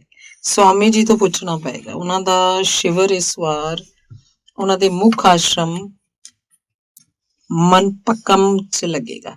ਕਿੱਥੇ? ਮਦਰਾਸ ਤੋਂ 30-35 ਮੀਲ ਦੂਰ। ਥਾਂ ਹੈ ਮਾਂ। ਮੈਂ ਤਾਂ ਕਹਿੰਦਾ ਤੁਸੀਂ ਉੱਥੇ ਜਾ ਕੇ 10 ਦਿਨ ਰਹੋ। ਤੁਹਾਡੀ ਬੇਚੈਨੀ, ਪਰੇਸ਼ਾਨੀ, ਬੇਵਜ੍ਹਾ ਚਿੜਨ ਦੀ ਆਦਤ ਸਭ ਠੀਕ ਹੋ ਜਾਏਗਾ। ਮੈਂ ਜਿਹੋ ਜੀ ਹਾਂ, ਠੀਕ ਹਾਂ। ਮੈਂ ਕੋਈ ਨਿਕੰਮੀ ਨਹੀਂ ਬੈਠੀ ਕਿ ਆਸ਼ਰਮਾਂ 'ਚ ਜਾ ਕੇ ਰਹਾਂ। ਨੌਕਰੀ ਵੀ ਕਰਨੀ ਹੈ। ਛੋਟੀ ਜੀ ਨੌਕਰੀ ਹੈ ਤੁਹਾਡੀ, ਛੱਡ ਦਿਓ, ਚੈਨ ਨਾਲ ਜੀਓ ਮਾਂ। ਇਸ ਛੋਟੀ ਜੀ ਨੌਕਰੀ ਨਾਲ ਮੈਂ ਵੱਡੇ ਵੱਡੇ ਕੰਮ ਕਰ ਦਿਖਾਏ। ਪੁੰਨੂ ਤੂੰ ਕੀ ਜਾਣਦਾ ਨਹੀਂ, ਪਰ ਤੁਹਾਡੇ 'ਚ ਜੀਵਨ ਦਰਸ਼ਨ ਦੀ ਘਾਟ ਹੈ। ਸਟੈਲਾ ਦੇ ਮਾਂ-ਬਾਪ ਨੂੰ ਦੇਖੋ, ਆਪਣੀ ਲੜਕੀ ਤੇ ਵਿਸ਼ਵਾਸ ਕਰਦੇ ਨੇ। ਉਹਨਾਂ ਨੂੰ ਪਤਾ ਉਹ ਜੋ ਵੀ ਕਰੇਗੀ ਸੋਚ ਸਮਝ ਕੇ ਕਰੇਗੀ। ਤਿਲ ਮਿਲਾ ਗਈ ਰੇਖਾ। ਬੇਟੀਆਂ ਪਰਾਈਆਂ ਹੋ ਜਾਂਦੀਆਂ ਹਨ, ਇਹ ਤਾਂ ਉਹਨੇ ਦੇਖਿਆ ਸੁਣਿਆ ਸੀ, ਪਰ ਬੇਟੇ ਪਰਾਏ ਹੋ ਜਾਣ, ਉਹ ਵੀ ਸ਼ਾਦੀ ਤੋਂ ਪਹਿਲਾਂ? ਇਹ ਤੇਰਾ ਆਖਰੀ ਫੈਸਲਾ ਹੈ? ਹਾਂ ਮਾਂ, ਸਵਾਮੀ ਜੀ ਨੇ ਵੀ ਇਸ ਰਿਸ਼ਤੇ ਨੂੰ ਓਕੇ ਕਰ ਦਿੱਤਾ ਹੈ। ਆਪਣੇ ਪਾਪਾ ਨੂੰ ਤੂੰ ਬਿਲਕੁਲ ਕਿਨਾਰੇ ਕਰ ਦਿੱਤਾ। ਉਹਨਾਂ ਤੋਂ ਪੁੱਛਿਆ ਤੱਕ ਨਹੀਂ ਤੇ ਸਭ ਤੈਅ ਕਰ ਲਿਆ। ਉਹਨਾਂ ਨਾਲ ਫੋਨ ਤੇ ਗੱਲ ਕਰੂੰਗਾ। ਵੈਸੇ ਸਵਾਮੀ ਜੀ ਵੀ ਸਾਰਿਆਂ ਦੇ ਸੁਪਰ ਪਾਪਾ ਹਨ। ਉਹ ਸੋਚ ਸਮਝ ਕੇ ਹਾਮੀ ਭਰਦੇ ਹਨ। ਉਹਨਾਂ ਨੇ ਵੀ ਇਸ ਡੀਲ ਤੇ ਮੋਹਰ ਲਾ ਦਿੱਤੀ ਹੈ। ਡੀਲ ਦਾ ਕੀ ਮਤਲਬ ਹੈ? ਤੂੰ ਅਜੇ ਵਿਆਹ ਜੇ ਰਿਸ਼ਤੇ ਦੀ ਗੰਭੀਰਤਾ ਨਹੀਂ ਜਾਣਦਾ। ਵਿਆਹ ਤੇ ਵਪਾਰ ਵੱਖ-ਵੱਖ ਚੀਜ਼ਾਂ ਨੇ। ਕੋਈ ਵੀ ਨਾਮ ਦੇ ਦਿਓ, ਇਸ ਨਾਲ ਕੀ ਫਰਕ ਪੈਂਦਾ ਹੈ? ਅਗਲੇ ਮਹੀਨੇ ਤੁਸੀਂ 24 ਨੂੰ ਮਦਰਾਸ ਪਹੁੰਚੋ। ਸਵਾਮੀ ਜੀ ਦੀ ਸਾਲਗਿਰਾ ਤੇ 24 ਜੁਲਾਈ ਨੂੰ ਵੱਡਾ ਭਾਰੀ ਜਲਸਾ ਹੁੰਦਾ ਹੈ। ਘੱਟ ਤੋਂ ਘੱਟ 50 ਸ਼ਾਦੀਆਂ ਕਰਾਉਂਦੇ ਨੇ ਸਵਾਮੀ ਜੀ। ਸਮੂਹਕ ਵਿਆਹ? ਹਾਂ, 1 ਘੰਟੇ 'ਚ ਪੂਰਾ ਹੋ ਜਾਂਦਾ। ਸਹਿਜ ਕਿਰਿਆ ਦੀ ਤਰ੍ਹਾਂ ਬੇਟੇ ਨੇ ਸਾਰਾ ਕੁਝ ਨਿਰਧਾਰਿਤ ਕਰ ਰੱਖਿਆ ਸੀ। ਪਹਿਲੇ ਪੁੱਤ ਨੂੰ ਲੈ ਕੇ ਪਰਿਵਾਰ ਦੇ ਅਰਮਾਨਾਂ ਲਈ ਇਸ 'ਚ ਕੋਈ ਗੁੰਜਾਇਸ਼ ਨਹੀਂ ਸੀ। ਮਾਂ ਨੇ ਅੰਤਿਮ ਦਲੀਲ ਦਿੱਤੀ। ਤੂੰ ਪੋਹ 'ਚ ਸ਼ਾਦੀ ਕਰੇਂਗਾ। ਇਸ ਮਹੀਨੇ 'ਚ ਸ਼ਾਦੀਆਂ ਨਹੀਂ ਹੁੰਦੀਆਂ। ਪਵਨ ਨੇ ਕੋਲ ਆ ਕੇ ਮਾਂ ਨੂੰ ਮੋਢਿਆਂ ਤੋਂ ਫੜਿਆ। ਮਾਂ, ਮੇਰੀ ਪਿਆਰੀ ਮਾਂ, ਇਹ ਮੈਂ ਵੀ ਜਾਣਦਾ ਤੇ ਤੁਸੀਂ ਵੀ ਕਿ ਅਸੀਂ ਇਹਨਾਂ ਗੱਲਾਂ 'ਚ ਯਕੀਨ ਨਹੀਂ ਰੱਖਦੇ। ਸਿਲੀ ਨਾਲ ਜਦੋਂ ਬੰਧਨ 'ਚ ਬੰਨਿਆ ਗਿਆ, ਉਹੀ ਮੇਰੇ ਲਈ ਮੁਬਾਰਕ ਮਹੀਨਾ ਹੈ। ਅੰਗ 16ਵਾਂ। ਉਦਾਸ ਮਨ ਤੇ ਸੁੰਨ ਦਿਮਾਗ ਨਾਲ ਰੇਖਾ ਮੁੜ ਆਈ। ਪਤੀ ਤੇ ਛੋਟੇ ਬੇਟੇ ਨੇ ਜੋ ਵੀ ਸਵਾਲ ਕੀਤਾ, ਉਹਦਾ ਉਹ ਕੋਈ ਸਿਲਸਿਲੇਵਾਰ ਉੱਤਰ ਨਹੀਂ ਦੇ ਸਕੀ। ਮੇਰਾ ਪੁੰਨੂ ਇੰਨਾ ਕਿਵੇਂ ਬਦਲ ਗਿਆ? ਉਹ ਵਿਰਲਾਪ ਕਰਦੀ ਰਹੀ। ਪਵਨ ਨੇ ਫੋਨ ਤੇ ਮਾਂ ਦੀ ਸੁੱਖ ਸਾਂਦ ਨਾਲ ਮੁੜਨ ਦੀ ਖਬਰ ਲਈ। ਸ਼ਗਨ ਦਾ ਈਮੇਲ ਪਤਾ ਲਿਆ ਤੇ ਆਪਣੇ ਪਾਪਾ ਨਾਲ ਗੱਲ ਕਰਦਾ ਰਿਹਾ। ਪਾਪਾ, ਤੁਸੀਂ ਆਪਣੀ ਸ਼ਾਦੀ ਯਾਦ ਕਰੋ ਤੇ ਮਾਂ ਨੂੰ ਸਮਝਾਉਣ ਦਾ ਯਤਨ ਕਰੋ। ਮੈਂ ਲੜਕੀ ਨੂੰ ਡਿੱਚ ਨਹੀਂ ਕਰ ਸਕਦਾ। ਰਾਕੇਸ਼ ਦੁੱਖ ਦੇ ਉੱਪਰ ਵਿਵੇਕ ਦਾ ਪਰਦਾ ਪਾਈ ਬੇਟੇ ਦੀ ਆਵਾਜ਼ ਸੁਣਦਾ ਰਿਹਾ ਸੀ। ਠੀਕ ਹੈ, ਚੰਗਾ ਹਾਂ ਦੇ ਇਲਾਵਾ ਉਹਨਾਂ ਦੇ ਮੂੰਹੋਂ ਹੋਰ ਕੁਝ ਨਹੀਂ ਸੀ ਨਿਕਲ ਰਿਹਾ। ਉਸ ਦਿਨ ਕਿਸੇ ਨੇ ਖਾਣਾ ਨਹੀਂ ਖਾਧਾ। ਰਾਕੇਸ਼ ਨੇ ਕਿਹਾ, ਸਾਨੂੰ ਇਹ ਵੀ ਸੋਚਣਾ ਚਾਹੀਦਾ ਹੈ ਕਿ ਉਸ ਲੜਕੀ 'ਚ ਜ਼ਰੂਰ ਅਜਿਹੀ ਕੋਈ ਗੱਲ ਹੋਏਗੀ ਕਿ ਸਾਡਾ ਬੇਟਾ ਉਹਨੂੰ ਚਾਹੁੰਦਾ ਹੈ। ਤੂੰ ਦੇਖਿਆ ਹੋਏਗਾ। ਮੈਨੂੰ ਲੱਗਿਆ ਸਟੈਲਾ ਬੜੀ ਚੰਗੀ ਕਾਰੋਬਾਰੀ ਹੈ। ਮੈਨੂੰ ਤਾਂ ਉਹ ਲੜਕੀ ਦੀ ਬਜਾਏ ਮੈਨੇਜਰ ਜ਼ਿਆਦਾ ਲੱਗੀ, ਰੇਖਾ ਨੇ ਕਿਹਾ। ਤੇ ਫਿਰ ਇਸ 'ਚ ਬੁਰਾਈ ਕੀ ਹੈ? ਪਵਨ ਦਫ਼ਤਰ ਭਲੇ ਹੀ ਮੈਨੇਜਰੀ ਕਰ ਲਏ, ਪਰ ਘਰ ਵਿੱਚ ਵੀ ਤਾਂ ਉਹਨੂੰ ਹਰ ਵੇਲੇ ਇੱਕ ਮੈਨੇਜਰ ਚਾਹੀਦਾ ਹੈ ਜੋ ਉਹਦਾ ਧਿਆਨ ਰੱਖੇ, ਤੇ ਇਹ ਕੰਮ ਤੂੰ ਤੇ ਸੁੱਗੂ ਕਰਦੇ ਸੀ। ਪਰ ਸ਼ਾਦੀ ਇੱਕਦਮ ਵੱਖਰੀ ਗੱਲ ਹੈ। ਕੋਈ ਵੱਖਰੀ ਗੱਲ ਨਹੀਂ ਹੁੰਦੀ। ਲੜਕੀ ਕੰਮ ਤੇ ਲੱਗੀ ਹੈ, ਤੇਰੇ ਜਾਣ ਤੇ ਉਹ ਲਗਾਤਾਰ ਤੈਨੂੰ ਮਿਲਦੀ ਰਹੀ। ਆਪਣੀ ਭਲਾਈ ਇਸੇ 'ਚ ਹੈ ਕਿ ਬੱਚਿਆਂ ਨਾਲ ਟਕਰਾਅ ਦੀ ਸਥਿਤੀ ਨਾ ਆਉਣ ਦੇਈਏ। ਪਰ ਸਾਰਾ ਕੁਝ ਉਹੀ ਤੈਅ ਕਰ ਰਹੇ ਨੇ, ਅਸੀਂ ਤਾਂ ਸਿਰਫ ਸਿਰ ਹਿਲਾਉਣਾ। ਤਾਂ ਕੀ ਬੁਰਾਈ ਹੈ? ਤੂੰ ਆਪਣੇ ਆਪ ਨੂੰ ਨਾਰੀਵਾਦੀ ਕਹਿੰਦੀ ਹੈ। ਜਦੋਂ ਲੜਕੀ ਸਾਰੇ ਇੰਤਜ਼ਾਮ 'ਚ ਪਹਿਲ ਕਰੇ ਤਾਂ ਤੈਨੂੰ ਬੁਰਾ ਲੱਗਦਾ ਹੈ? ਅਸੀਂ ਇਸ ਸਾਰੇ ਪਲਾਨ 'ਚ ਕਿਤੇ ਨਹੀਂ ਹਾਂ। ਸਾਨੂੰ ਤਾਂ ਪੁੰਨੂ ਨੇ ਚੱਕ ਕੇ ਕਿਨਾਰੇ ਰੱਖ ਦਿੱਤਾ ਹੈ, ਪਿਛਲੇ ਸਾਲ ਦੇ ਗਣੇਸ਼ ਲਕਸ਼ਮੀ ਦੀ ਤਰ੍ਹਾਂ। ਸਾਰੇ ਇਹੀ ਕਰਦੇ ਨੇ। ਕੀ ਆਪਾਂ ਜਿਹਾ ਨਹੀਂ ਕੀਤਾ? ਮੇਰੀ ਮਾਂ ਨੂੰ ਵੀ ਇਉਂ ਹੀ ਦੁੱਖ ਹੋਇਆ ਸੀ। ਰੇਖਾ ਭੜਕ ਉੱਠੀ। ਤੁਸੀਂ ਸਟੈਲਾ ਦੀ ਮੇਰੇ ਨਾਲ ਤੁਲਨਾ ਕਰਦੇ ਹੋ। ਮੈਂ ਤੁਹਾਡੇ ਘਰ ਪਰਿਵਾਰ ਦੀ ਧੁੱਪ ਛਾਂ ਜਿਵੇਂ ਕੱਟੀ ਹੈ, ਉਹ ਕੱਟੇਗੀ ਉਸ ਤਰ੍ਹਾਂ। ਬਸ ਬੈਠੇ ਬੈਠੇ ਕੰਪਿਊਟਰ ਜੋੜਨ ਦੇ ਸਿਵਾ ਹੋਰ ਕੀ ਆਉਂਦਾ ਹੈ ਉਹਨੂੰ? ਇੱਕ ਵੇਲੇ ਖਾਣਾ ਨੌਕਰ ਬਣਾਉਂਦਾ ਹੈ, ਦੂਜੇ ਵੇਲੇ ਬਾਹਰ ਤੋਂ ਆਉਂਦਾ ਹੈ। ਦੁੱਧ ਤੱਕ ਗਰਮ ਕਰਨ 'ਚ ਦਿਲਚਸਪੀ ਨਹੀਂ ਉਹਦੀ। ਮੈਨੂੰ ਲੱਗਦਾ ਤੂੰ ਪੁਰਾਣੇ ਵਿਚਾਰਾਂ 'ਚ ਗ੍ਰਸਤ ਏ। ਮੇਰਾ ਲੜਕਾ ਗਲਤ ਚੋਣ ਨਹੀਂ ਕਰ ਸਕਦਾ। ਹੁਣ ਤੁਸੀਂ ਵੀ ਉਹਦੀ ਬੋਲੀ ਬੋਲ ਰਹੇ ਹੋ। ਕਈ ਦਿਨਾਂ ਤੱਕ ਰੇਖਾ ਪਰੇਸ਼ਾਨ ਰਹੀ। ਉਹਨੇ ਆਪਣੀਆਂ ਅਧਿਆਪਕ ਸਹੇਲੀਆਂ ਨਾਲ ਸਲਾਹ ਕੀਤੀ। ਜੋ ਵੀ ਘਰ ਆਉਂਦਾ ਉਹਦੀ ਬੇਚੈਨੀ ਭਾਂਪ ਲੈਂਦਾ। ਉਹਨੂੰ ਲੱਗਿਆ ਕਿ ਹਰ ਪਰਿਵਾਰ ਵਿੱਚ ਇੱਕ ਨਾ ਇੱਕ ਅਣਚਾਹਿਆ ਮਨਚਾਹਿਆ ਵਿਆਹ ਹੋਇਆ ਹੈ। ਹੁਣ ਉਹਨੂੰ ਆਪਣੇ ਦਿਨ ਯਾਦ ਆਏ। ਬਿਲਕੁਲ ਇਉਂ ਹੀ ਤੜਪ ਉੱਠੀ ਹੋਏਗੀ ਰਾਕੇਸ਼ ਦੇ ਮਾਤਾ ਪਿਤਾ ਦੇ ਕਲੇਜੇ 'ਚ ਜਦੋਂ ਉਹਨਾਂ ਦੀਆਂ ਦੇਖੀਆਂ ਸੁੰਦਰੀਆਂ ਨੂੰ ਠੁਕਰਾ ਕੇ ਉਹਨੇ ਰੇਖਾ ਨਾਲ ਵਿਆਹ ਦਾ ਮਨ ਬਣਾਇਆ ਸੀ। ਉਹਦੇ ਦੋਸਤਾਂ ਤੱਕ ਨੇ ਉਹਨੂੰ ਕਿਹਾ, ਤੂੰ ਕੀ ਇੱਕਦਮ ਪਾਗਲ ਹੋ ਗਿਆ। ਦਰਅਸਲ ਉਹ ਦੋਵੇਂ ਇੱਕ ਦੂਜੇ ਦੇ ਵਿਰੋਧੀ ਸਨ। ਰਾਕੇਸ਼ ਸਨ ਲੰਬੇ ਤਕੜੇ ਸੁੰਦਰ ਹਸਮੁਖ। ਰੇਖਾ ਸੀ ਛੋਟੀ ਦੁਬਲੀ ਘੱਟ ਸੁੰਦਰ ਤੇ ਚਿੜਚਿੜੀ। ਬੋਲਦੇ ਵੇਲੇ ਉਹ ਭਾਸ਼ਾ ਨੂੰ ਚਾਕੂ ਵਾਂਗ ਵਰਤਦੀ ਸੀ। ਉਹਦੇ ਇਸ ਅੰਦਾਜ਼ ਨੇ ਰਾਕੇਸ਼ ਨੂੰ ਖਿੱਚਿਆ ਸੀ। ਉਹਦੀਆਂ 2-4 ਕਵਿਤਾਵਾਂ ਤੇ ਦਿਲ ਦੇ ਬੈਠਾ। ਰਾਕੇਸ਼ ਦੇ ਹਿਮਾਇਤੀਆਂ ਦਾ ਖਿਆਲ ਸੀ ਕਿ ਅੱਵਲ ਤਾਂ ਇਹ ਸ਼ਾਦੀ ਨਹੀਂ ਹੁੰਦੀ, ਜੇ ਹੋ ਵੀ ਗਈ ਤਾਂ 6 ਮਹੀਨਿਆਂ ਤੱਕ ਟੁੱਟ ਜਾਏਗੀ। ਰੇਖਾ ਨੂੰ ਯਾਦ ਆਉਂਦਾ ਗਿਆ ਸ਼ਾਦੀ ਦੇ ਬਾਅਦ ਦੇ ਮਹੀਨਿਆਂ ਵਿੱਚ ਉਹ ਲੱਖ ਘਰ ਦਾ ਕੰਮ ਕਰਦੀ, ਸਕੂਲ ਦੀ ਨੌਕਰੀ, ਖਰਚ ਦਾ ਬੋਝ ਸੰਭਾਲਦੀ। ਮਾਂ ਜੀ ਉਹਦੇ ਪ੍ਰਤੀ ਆਪਣੀ ਤਲਖੀ ਨਹੀਂ ਤਿਆਗ ਸਕੇ। ਜੇ ਕਦੇ ਪਿਤਾ ਜੀ ਜਾਂ ਰਾਕੇਸ਼ ਉਹਦੀ ਕਿਸੇ ਗੱਲ ਦੀ ਤਾਰੀਫ ਕਰਦੇ ਤਾਂ ਉਸ ਦਿਨ ਉਹਦੀ ਸ਼ਾਮਤ ਆ ਜਾਂਦੀ। ਮਾਂ ਜੀ ਦੀਆਂ ਨਜ਼ਰਾਂ 'ਚ ਰੇਖਾ ਚਲਦੀ ਫਿਰਦੀ ਚੁਣੌਤੀ ਸੀ। ਸਮੇਂ ਦਾ ਇਨਸਾਫ ਕੀ ਅਜਿਹਾ ਹੀ ਹੁੰਦਾ? ਰੇਖਾ ਨੇ ਕੜਵਾਹਟ ਨਾਲ ਸੋਚਿਆ। ਉਹ ਇਸ ਘਟਨਾ ਦੇ ਦੁਬਾਰਾ ਵਾਪਰਨ ਲਈ ਤਿਆਰ ਨਹੀਂ ਸੀ ਹੋਈ। ਉਹਦੇ ਮਨ 'ਚ ਆਪਣਾ ਅਕਸ ਉਹ ਨਹੀਂ ਸੀ ਜੋ ਸਟੈਲਾ ਦਾ ਸੀ। ਉਹਨੇ ਪ੍ਰੇਮ ਵਿਆਹ 'ਚ ਪਾਰੰਪਰਿਕ ਵਿਆਹ ਦੇ ਸਾਰੇ ਰੀਤੀ ਰਿਵਾਜ ਨਿਭਾਏ, ਪਰ ਸਟੈਲਾ ਅੰਦਰ ਅਜਿਹੀ ਕੋਈ ਤਿਆਰੀ ਉਹਨੂੰ ਨਹੀਂ ਸੀ ਦਿਸੀ। ਅੰਗ 17 GGCL ਲਗਾਤਾਰ ਘਾਟੇ 'ਚ ਚੱਲਦੇ ਹੁਣ ਡੁੱਬਣ ਕਿਨਾਰੇ ਸੀ। ਕਰਮਚਾਰੀਆਂ ਦੀ ਛਾਂਟੀ ਸ਼ੁਰੂ ਹੋ ਗਈ ਸੀ। MBA ਪਾਸ ਲੜਕਿਆਂ ਵਿੱਚ ਇੰਨਾ ਸਬਰ ਨਹੀਂ ਸੀ ਕਿ ਉਹ ਡੁੱਬਦੇ ਜਹਾਜ਼ ਨੂੰ ਬਚਾ ਲੈਣ। ਸਾਰੇ ਕਿਸੇ ਨਾ ਕਿਸੇ ਬਦਲ ਦੀ ਖੋਜ 'ਚ ਸਨ। ਪਵਨ ਨੇ ਘਰੇ ਫੋਨ ਕਰਕੇ ਸੂਚਨਾ ਦਿੱਤੀ ਕਿ ਉਹਦੀ ਚੋਣ ਬਹੁਰਾਸ਼ਟਰੀ ਕੰਪਨੀ ਮੈਲ ਵਿੱਚ ਹੋ ਗਈ ਹੈ। ਨਵੀਂ ਨਿਯੁਕਤੀ 'ਚ ਇੱਥੋਂ ਨਾਲੋਂ ਦੁੱਗਣੀ ਤਨਖਾਹ ਮਿਲੇਗੀ ਤੇ ਰਹਿਣ ਲਈ ਥਾਂ, ਕਾਰ, ਹਵਾਈ ਜਹਾਜ਼, ਹਵਾਈ ਯਾਤਰਾ ਜਿਹੀਆਂ ਹੋਰ ਸਹੂਲਤਾਂ ਮਿਲਣਗੀਆਂ। ਨਵੀਂ ਨੌਕਰੀ ਜੁਆਇਨ ਕਰਨ ਲਈ ਉਸ ਕੋਲ ਅਜੇ 3 ਹਫ਼ਤੇ ਦਾ ਸਮਾਂ। ਇਸ ਸਮੇਂ ਉਹ ਘਰ ਆਏਗਾ ਤੇ ਜੀ ਭਰ ਕੇ ਰਹੇਗਾ। ਅਗਲੇ ਹਫ਼ਤੇ ਪਵਨ ਨੇ ਕੰਪਿਊਟਰ ਤੇ ਬਣਾਇਆ ਸਾਫ਼ ਸੁਥਰਾ ਲਗਨ ਨਾਲ ਤਿਆਰ ਕੀਤਾ ਪੱਤਰ ਭੇਜਿਆ, ਜਿਸ 'ਚ ਉਹਦੇ ਵਿਆਹ ਦਾ ਸੱਦਾ ਸੀ। ਸਵਾਮੀ ਜੀ ਦੇ ਪ੍ਰੋਗਰਾਮ ਦੇ ਅਨੁਸਾਰ ਸ਼ਾਦੀ ਦਿੱਲੀ 'ਚ ਹੋਣੀ ਸੀ। ਸ਼ਹਿਰਾਂ ਦੀਆਂ ਦੂਰੀਆਂ ਤੇ ਅਣਜਾਣਤਾ ਉਹਦੇ ਜੀਵਨ 'ਚ ਮਹੱਤਵ ਨਹੀਂ ਰੱਖਦੇ ਸੀ। ਬੇਟੇ ਦੀਆਂ ਯੋਜਨਾਵਾਂ ਤੇ ਹੈਰਾਨ ਹੋਣਾ ਜਿਵੇਂ ਜੀਵਨ ਦਾ ਅੰਗ ਬਣ ਗਿਆ ਸੀ। ਆਪਣੇ ਨਾਮ ਦੇ ਅਨੁਸਾਰ ਹੀ ਉਹ ਤੇਜ਼ੀ ਨਾਲ ਸਾਰਾ ਬੰਦੋਬਸਤ ਕਰ ਰਿਹਾ ਸੀ।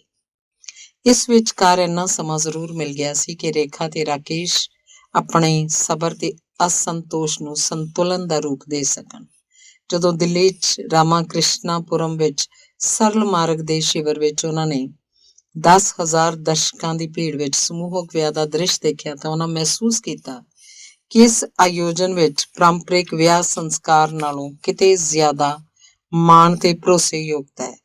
ਨਾ ਕਿਤੇ ਮਾਤਾ ਪਿਤਾ ਦੀ ਮਹਾਜਨੀ ਭੂਮਿਕਾ ਸੀ, ਨਾ ਹੀ ਨਾਟਕੀਅਤਾ। ਸਵਾਮੀ ਜੀ ਦੀ ਮੌਜੂਦਗੀ ਵਿੱਚ ਲੜਕੀ ਨੂੰ ਇੱਕ ਸਾਦਾ ਮੰਗਲ ਸੂਤਰ ਪਹਿਨਾਇਆ ਗਿਆ। ਫਿਰ ਵਿਆਹ ਨੂੰ ਨੋਟਰੀ ਦੁਆਰਾ ਰਜਿਸਟਰਡ ਕੀਤਾ ਗਿਆ। ਅੰਤ ਵਿੱਚ ਸਾਰੇ ਦਰਸ਼ਕਾਂ ਵਿੱਚ ਲੱਡੂ ਵੰਡੇ ਗਏ। ਕੰਨਿਆਵਾਂ ਦੇ ਮਾਤਾ ਪਿਤਾ ਦੇ ਚਿਹਰਿਆਂ ਤੇ ਖੁਸ਼ੀ ਦੀ ਝਲਕ ਸੀ। ਲੜਕਿਆਂ ਦੇ ਮਾਤਾ ਪਿਤਾ ਦੇ ਚਿਹਰੇ ਕੁਝ ਬੁਝੇ ਹੋਏ ਸਨ। ਹੁਣ ਤੀਕ ਆਪਣੀ ਰੋਸ ਦੀ ਭਾਵਨਾ ਤੇ ਰੇਖਾ ਤੇ ਰਾਕੇਸ਼ ਕਾਬੂ ਪਾ ਚੁੱਕੇ ਸਨ। ਨਵੇਂ ਅਨੁਭਵ 'ਚ ਗੁਜ਼ਰਨ ਦੀ ਉਤੇਜਨਾ 'ਚ ਉਹਨਾਂ ਨੂੰ ਸਟੈਲਾ ਨਾਲ ਕੋਈ ਸ਼ਿਕਾਇਤ ਨਹੀਂ ਹੋਈ। ਉਹ ਪਵਨ ਤੇ ਬਹੂ ਨੂੰ ਲੈ ਕੇ ਘਰ ਆਏ। 2 ਦਿਨ ਸਲਵਾਰ ਸੂਟ ਪਹਿਨ ਕੇ ਬਾਅਦ 'ਚ ਸਟੈਲਾ ਨੇ ਕਹਿ ਦਿੱਤਾ, ਮੈਂ ਦੁਪੱਟਾ ਨਹੀਂ ਸੰਭਾਲ ਸਕਦੀ। ਉਹ ਵਾਪਸ ਆਪਣੀ ਪਿਆਰੀ ਪੋਸ਼ਾਕ ਜੀਨਸ ਤੇ ਟੌਪ 'ਚ ਨਜ਼ਰ ਆਈ। ਉਹਦਾ ਕੰਮਕਾਜ ਹੀ ਇਸ ਤਰ੍ਹਾਂ ਦਾ ਸੀ ਕਿ ਲਿਬਾਸ ਨੂੰ ਲੈ ਕੇ ਬਹਿਸ ਨਹੀਂ ਕੀਤੀ ਜਾ ਸਕਦੀ ਸੀ। ਉਹਨੇ ਇੱਥੇ ਆਪਣੀ ਸਹਿਯੋਗੀ ਫਰਮ ਨਾਲ ਸੰਪਰਕ ਕਰਕੇ ਸ਼ਗਨ ਨੂੰ ਕੰਪਿਊਟਰ ਦੇ ਪੁਰਜੇ ਦਿਵਾ ਦਿੱਤੇ। ਫਿਰ ਉਹ ਦੋਵੇਂ ਕੰਪਿਊਟਰ ਜੋੜਨ 'ਚ ਲੱਗ ਗਏ। ਸ਼ਗਨ ਨੂੰ ਜਿਵੇਂ ਨਵਾਂ ਜੀਵਨ ਮਿਲ ਗਿਆ। ਹੁਣ ਉਹਦੀ ਟੇਬਲ ਤੇ ਸੂਚਨਾ ਤਕਨੀਕ ਦਾ ਆਧੁਨਿਕ ਜਾਲ ਵਿਛਿਆ ਪਿਆ ਸੀ। ਫੈਕਸ, ਈਮੇਲ, ਇੰਟਰਨੈਟ, ਸਾਰੀਆਂ ਸਹੂਲਤਾਂ ਨਾਲ ਲੈਸ ਉਹਦਾ ਕਮਰਾ ਬਕਾਇਦਾ ਕੰਪਿਊਟਰ ਰੂਮ ਬਣ ਗਿਆ। ਉਹਨੇ ਘਮੰਡੀ ਐਲਾਨ ਕੀਤਾ, ਮੇਰੀ ਭਾਬੀ ਜੀ ਕਦੇ ਕਿਸੇ ਨੂੰ ਨਾ ਮਿਲੀ ਹੈ ਨਾ ਮਿਲੇਗੀ। ਸਟੈਲਾ ਕੰਪਿਊਟਰ ਦੀ ਜਿੰਨੀ ਜਾਣਕਾਰ ਸੀ, ਰਸੋਈ ਘਰ ਦੀ ਉਨੀ ਅਨਾੜੀ।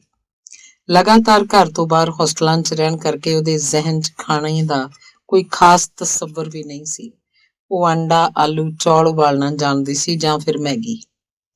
ਮਾਂ ਨੇ ਕਿਹਾ, ਇੰਨੀਆਂ ਬੇਸਵਾਦੀਆਂ ਚੀਜ਼ਾਂ ਤੂੰ ਖਾ ਕਿਵੇਂ ਲੈਂਦੀ ਹੈ? ਸਟੈਲਾ ਨੇ ਕਿਹਾ, ਮੈਂ ਤਾਂ ਬਸ ਕੈਲੋਰੀਜ਼ ਗਿਣ ਲੈਂਦੀ ਹਾਂ, ਅੱਖਾਂ ਬੰਦ ਕਰਕੇ ਖਾਣਾ ਨਿਗਲ ਲੈਂਦੀ ਹਾਂ। ਪਰ ਹੋ ਸਕਦਾ ਪਵਨ ਸਵਾਦਿਸ਼ਟ ਖਾਣਾ ਖਾਣਾ ਚਾਹੇ ਤਾਂ ਉਹ ਕੁਕਿੰਗ ਸਿੱਖ ਲਵੇ। ਵੈਸੇ ਵੀ ਉਹ ਹੁਣ ਚੇਨਈ ਜਾਣ ਵਾਲਾ ਹੈ। ਮੈਂ ਰਾਜਕੋਟ ਤੇ ਅਹਿਮਦਾਬਾਦ ਦੇ ਵਿੱਚ ਚਲਦੀ ਫਿਰਦੀ ਰਹੂੰਗੀ। ਫਿਰ ਵੀ ਮੈਂ ਥੋੜਾ ਬਹੁਤ ਸਿਖਾ ਦੇਵਾਂਗੀ। ਹੁਣ ਪਵਨ ਨੇ ਦਖਲ ਦਿੱਤਾ। ਉਹ ਇੱਥੇ ਮਾਤਾ ਪਿਤਾ ਦਾ ਆਸ਼ੀਰਵਾਦ ਲੈਣ ਆਏ ਸੀ, ਉਪਦੇਸ਼ ਨਹੀਂ। ਮਾਂ, ਜਦੋਂ ਤੋਂ ਮੈਂ ਹੋਸ਼ ਸੰਭਾਲਿਆ ਹੈ, ਤੈਨੂੰ ਸਕੂਲ ਤੇ ਰਸੋਈ ਦੇ ਵਿੱਚ ਦੌੜਦੇ ਹੀ ਦੇਖਿਆ। ਮੈਨੂੰ ਯਾਦ ਹੈ ਜਦੋਂ ਮੈਂ ਸੌਂ ਕੇ ਉੱਠਦਾ ਤੁਸੀਂ ਰਸੋਈ 'ਚ ਹੁੰਦੇ, ਜਦੋਂ ਮੈਂ ਸੌਣ ਜਾਂਦਾ ਉਦੋਂ ਵੀ ਤੁਸੀਂ ਰਸੋਈ 'ਚ ਹੁੰਦੇ। ਤੁਹਾਨੂੰ ਚਾਹੀਦਾ ਹੈ ਸਟੈਲਾ ਲਈ ਜੀਵਨ ਭੱਠੀ ਨਾ ਬਣੇ। ਜੋ ਤੁਸੀਂ ਬਰਦਾਸ਼ਤ ਕੀਤਾ ਉਹ ਇਹ ਕਿਉਂ ਬਰਦਾਸ਼ਤ ਕਰੇ? ਰੇਖਾ ਦਾ ਚਿਹਰਾ ਤਣ ਗਿਆ। ਹਾਲਾਂਕਿ ਬੇਟੇ ਦੇ ਤਰਕ ਦੀ ਉਹ ਕਾਇਲ ਸੀ। ਦੁਪਹਿਰ ਨੂੰ ਪਏ ਹੋਏ ਉਹਨੂੰ ਲੱਗਿਆ ਹਰ ਪੀੜ੍ਹੀ ਦਾ ਪਿਆਰ ਕਰਨ ਦਾ ਢੰਗ ਵੱਖਰਾ ਤੇ ਅਨੋਖਾ ਹੁੰਦਾ ਹੈ। ਸਟੈਲਾ ਭਲੇ ਹੀ ਕੰਪਿਊਟਰ ਤੇ 8-8 ਘੰਟੇ ਕੰਮ ਕਰ ਲਏ, ਰਸੋਈ 'ਚ ਅੱਧਾ ਘੰਟਾ ਨਹੀਂ ਰਹਿਣਾ ਚਾਹੁੰਦੀ। ਪਵਨ ਵੀ ਨਹੀਂ ਚਾਹੁੰਦਾ ਕਿ ਰਸੋਈ 'ਚ ਜਾਵੇ। ਰੇਖਾ ਨੇ ਕਿਹਾ, ਇਹ ਦਾਲ ਰੋਟੀ ਤਾਂ ਬਣਾਉਣੀ ਸਿੱਖ ਲਏ। ਪਵਨ ਨੇ ਜਵਾਬ ਦਿੱਤਾ, ਖਾਣਾ ਬਣਾਉਣ ਵਾਲਾ 500 ਰੁਪਏ 'ਚ ਮਿਲ ਜਾਏਗਾ ਮਾਂ, ਇਹਨੇ ਬਾਵਰਚੀ ਥੋੜਾ ਬਣਨਾ ਹੈ। ਤੇ ਮੈਂ ਜੋ ਸਾਰੀ ਉਮਰ ਤੁਹਾਡੀ ਬਾਵਰਚੀ ਧੋਬੀ ਜਮਾਦਾਰ ਨਹੀਂ ਬਣੀ ਰਹੀ, ਉਹ ਗਲਤ ਕੀਤਾ ਤੁਸੀਂ ਤੇ ਪਾਪਾ ਨੇ। ਤੁਸੀਂ ਚਾਹੁੰਦੇ ਹੋ ਉਹੀ ਗਲਤੀਆਂ ਮੈਂ ਵੀ ਕਰਾਂ। ਜੋ ਗੁਣ ਇਸ ਲੜਕੀ 'ਚ ਨੇ ਉਹਨਾਂ ਨੂੰ ਦੇਖੋ। ਕੰਪਿਊਟਰ ਦੀ ਮਾਹਰ ਹੈ, ਇਹਦੇ ਕੋਲ ਬਿਲ ਗੇਟਸ ਦੇ ਦਸਖਤ ਵਾਲੀ ਚਿੱਠੀ ਆਉਂਦੀ ਹੈ। ਪਰ ਕੁਝ ਔਰਤਾਂ ਵਾਲੇ ਗੁਣ ਵੀ ਤਾਂ ਪੈਦਾ ਕਰਨੇ ਪੈਣਗੇ ਇਹਨੂੰ। ਉਹ ਮਾਂ, ਅੱਜ ਦੇ ਜ਼ਮਾਨੇ 'ਚ ਔਰਤ ਤੇ ਮਰਦ ਵੱਖਰੇ ਵੱਖਰੇ ਨਹੀਂ ਰਹੇ। ਤੁਸੀਂ ਤਾਂ ਪੜ੍ਹੇ ਲਿਖੇ ਹੋ ਮਾਂ, ਸਮੇਂ ਦੀ ਦਸਤਕ ਪਛਾਣੋ। 21ਵੀਂ ਸਦੀ 'ਚ ਇਹ ਸੜੇ ਗਲੇ ਵਿਚਾਰ ਲੈ ਕੇ ਨਹੀਂ ਚੱਲਣਾ ਅਸੀਂ। ਇਹਨਾਂ ਦਾ ਖਹਿੜਾ ਛੱਡੋ। ਸਟੈਲਾ ਦੀ ਆਦਤ ਸੀ ਜਦੋਂ ਮਾਂ ਬੇਟੇ ਵਿੱਚ ਕੋਈ ਨੋਕ ਝੋਕ ਹੋਵੇ ਤਾਂ ਉਹ ਬਿਲਕੁਲ ਦਖਲ ਨਹੀਂ ਸੀ ਦਿੰਦੀ। ਉਹਦੀ ਜ਼ਿਆਦਾ ਦਿਲਚਸਪੀ ਸਮੱਸਿਆਵਾਂ ਦੇ ਠੋਸ ਹੱਲ 'ਚ ਸੀ। ਉਹਨੇ ਪਿਤਾ ਜੀ ਨੂੰ ਕਿਹਾ, ਮੈਂ ਤੁਹਾਨੂੰ ਆਪਰੇਟ ਕਰਨਾ ਸਿਖਾ ਦੇਵਾਂਗੀ, ਫਿਰ ਤੁਸੀਂ ਦੇਖਣਾ ਸੰਪਾਦਨ ਕਰਨਾ ਤੁਹਾਡੇ ਲਈ ਕਿੰਨਾ ਸੌਖਾ ਹੋਏਗਾ। ਜਿੱਥੇ ਮਰਜ਼ੀ ਸੋਧ ਕਰ ਲੈਣਾ, ਜਿੱਥੇ ਮਰਜ਼ੀ ਮਿਟਾ ਦੇਣਾ। ਰੇਖਾ ਦੀਆਂ ਕਈ ਕਹਾਣੀਆਂ ਉਹਨੇ ਕੰਪਿਊਟਰ 'ਚ ਉਤਾਰ ਦਿੱਤੀਆਂ।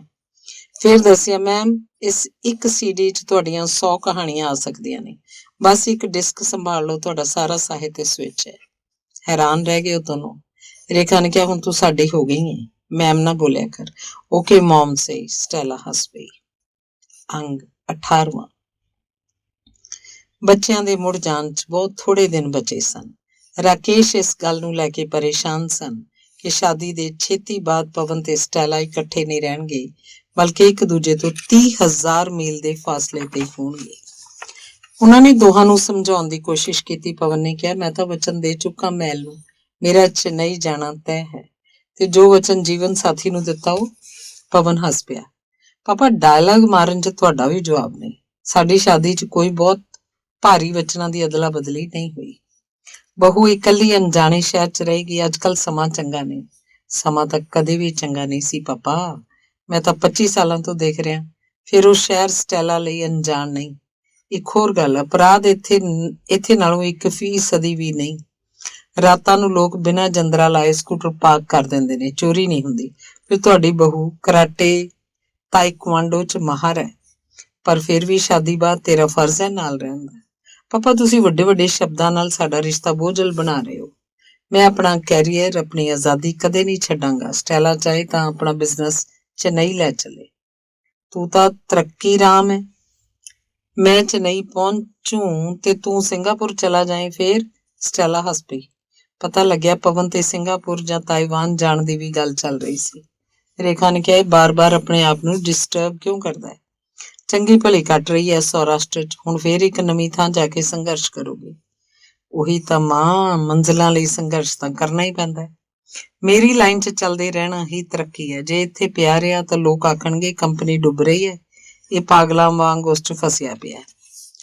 ਗੱਲਾਂ ਰਾਕੇਸ਼ ਨੂੰ ਬਹੁਤ ਚੁਭੀਆਂ। ਤੂੰ ਆਪਣੀ ਤਰੱਕੀ ਲਈ ਪਤਨੀ ਤੇ ਕੰਪਨੀ ਦੋਵੇਂ ਛੱਡ ਦੇਂਗਾ? ਛੱਡ ਕਿੱਥੇ ਰਿਹਾ ਪਾਪਾ, ਇਹ ਕੰਪਨੀ ਹੁਣ ਮੇਰੇ ਲਾਇਕ ਨਹੀਂ ਰਹੀ।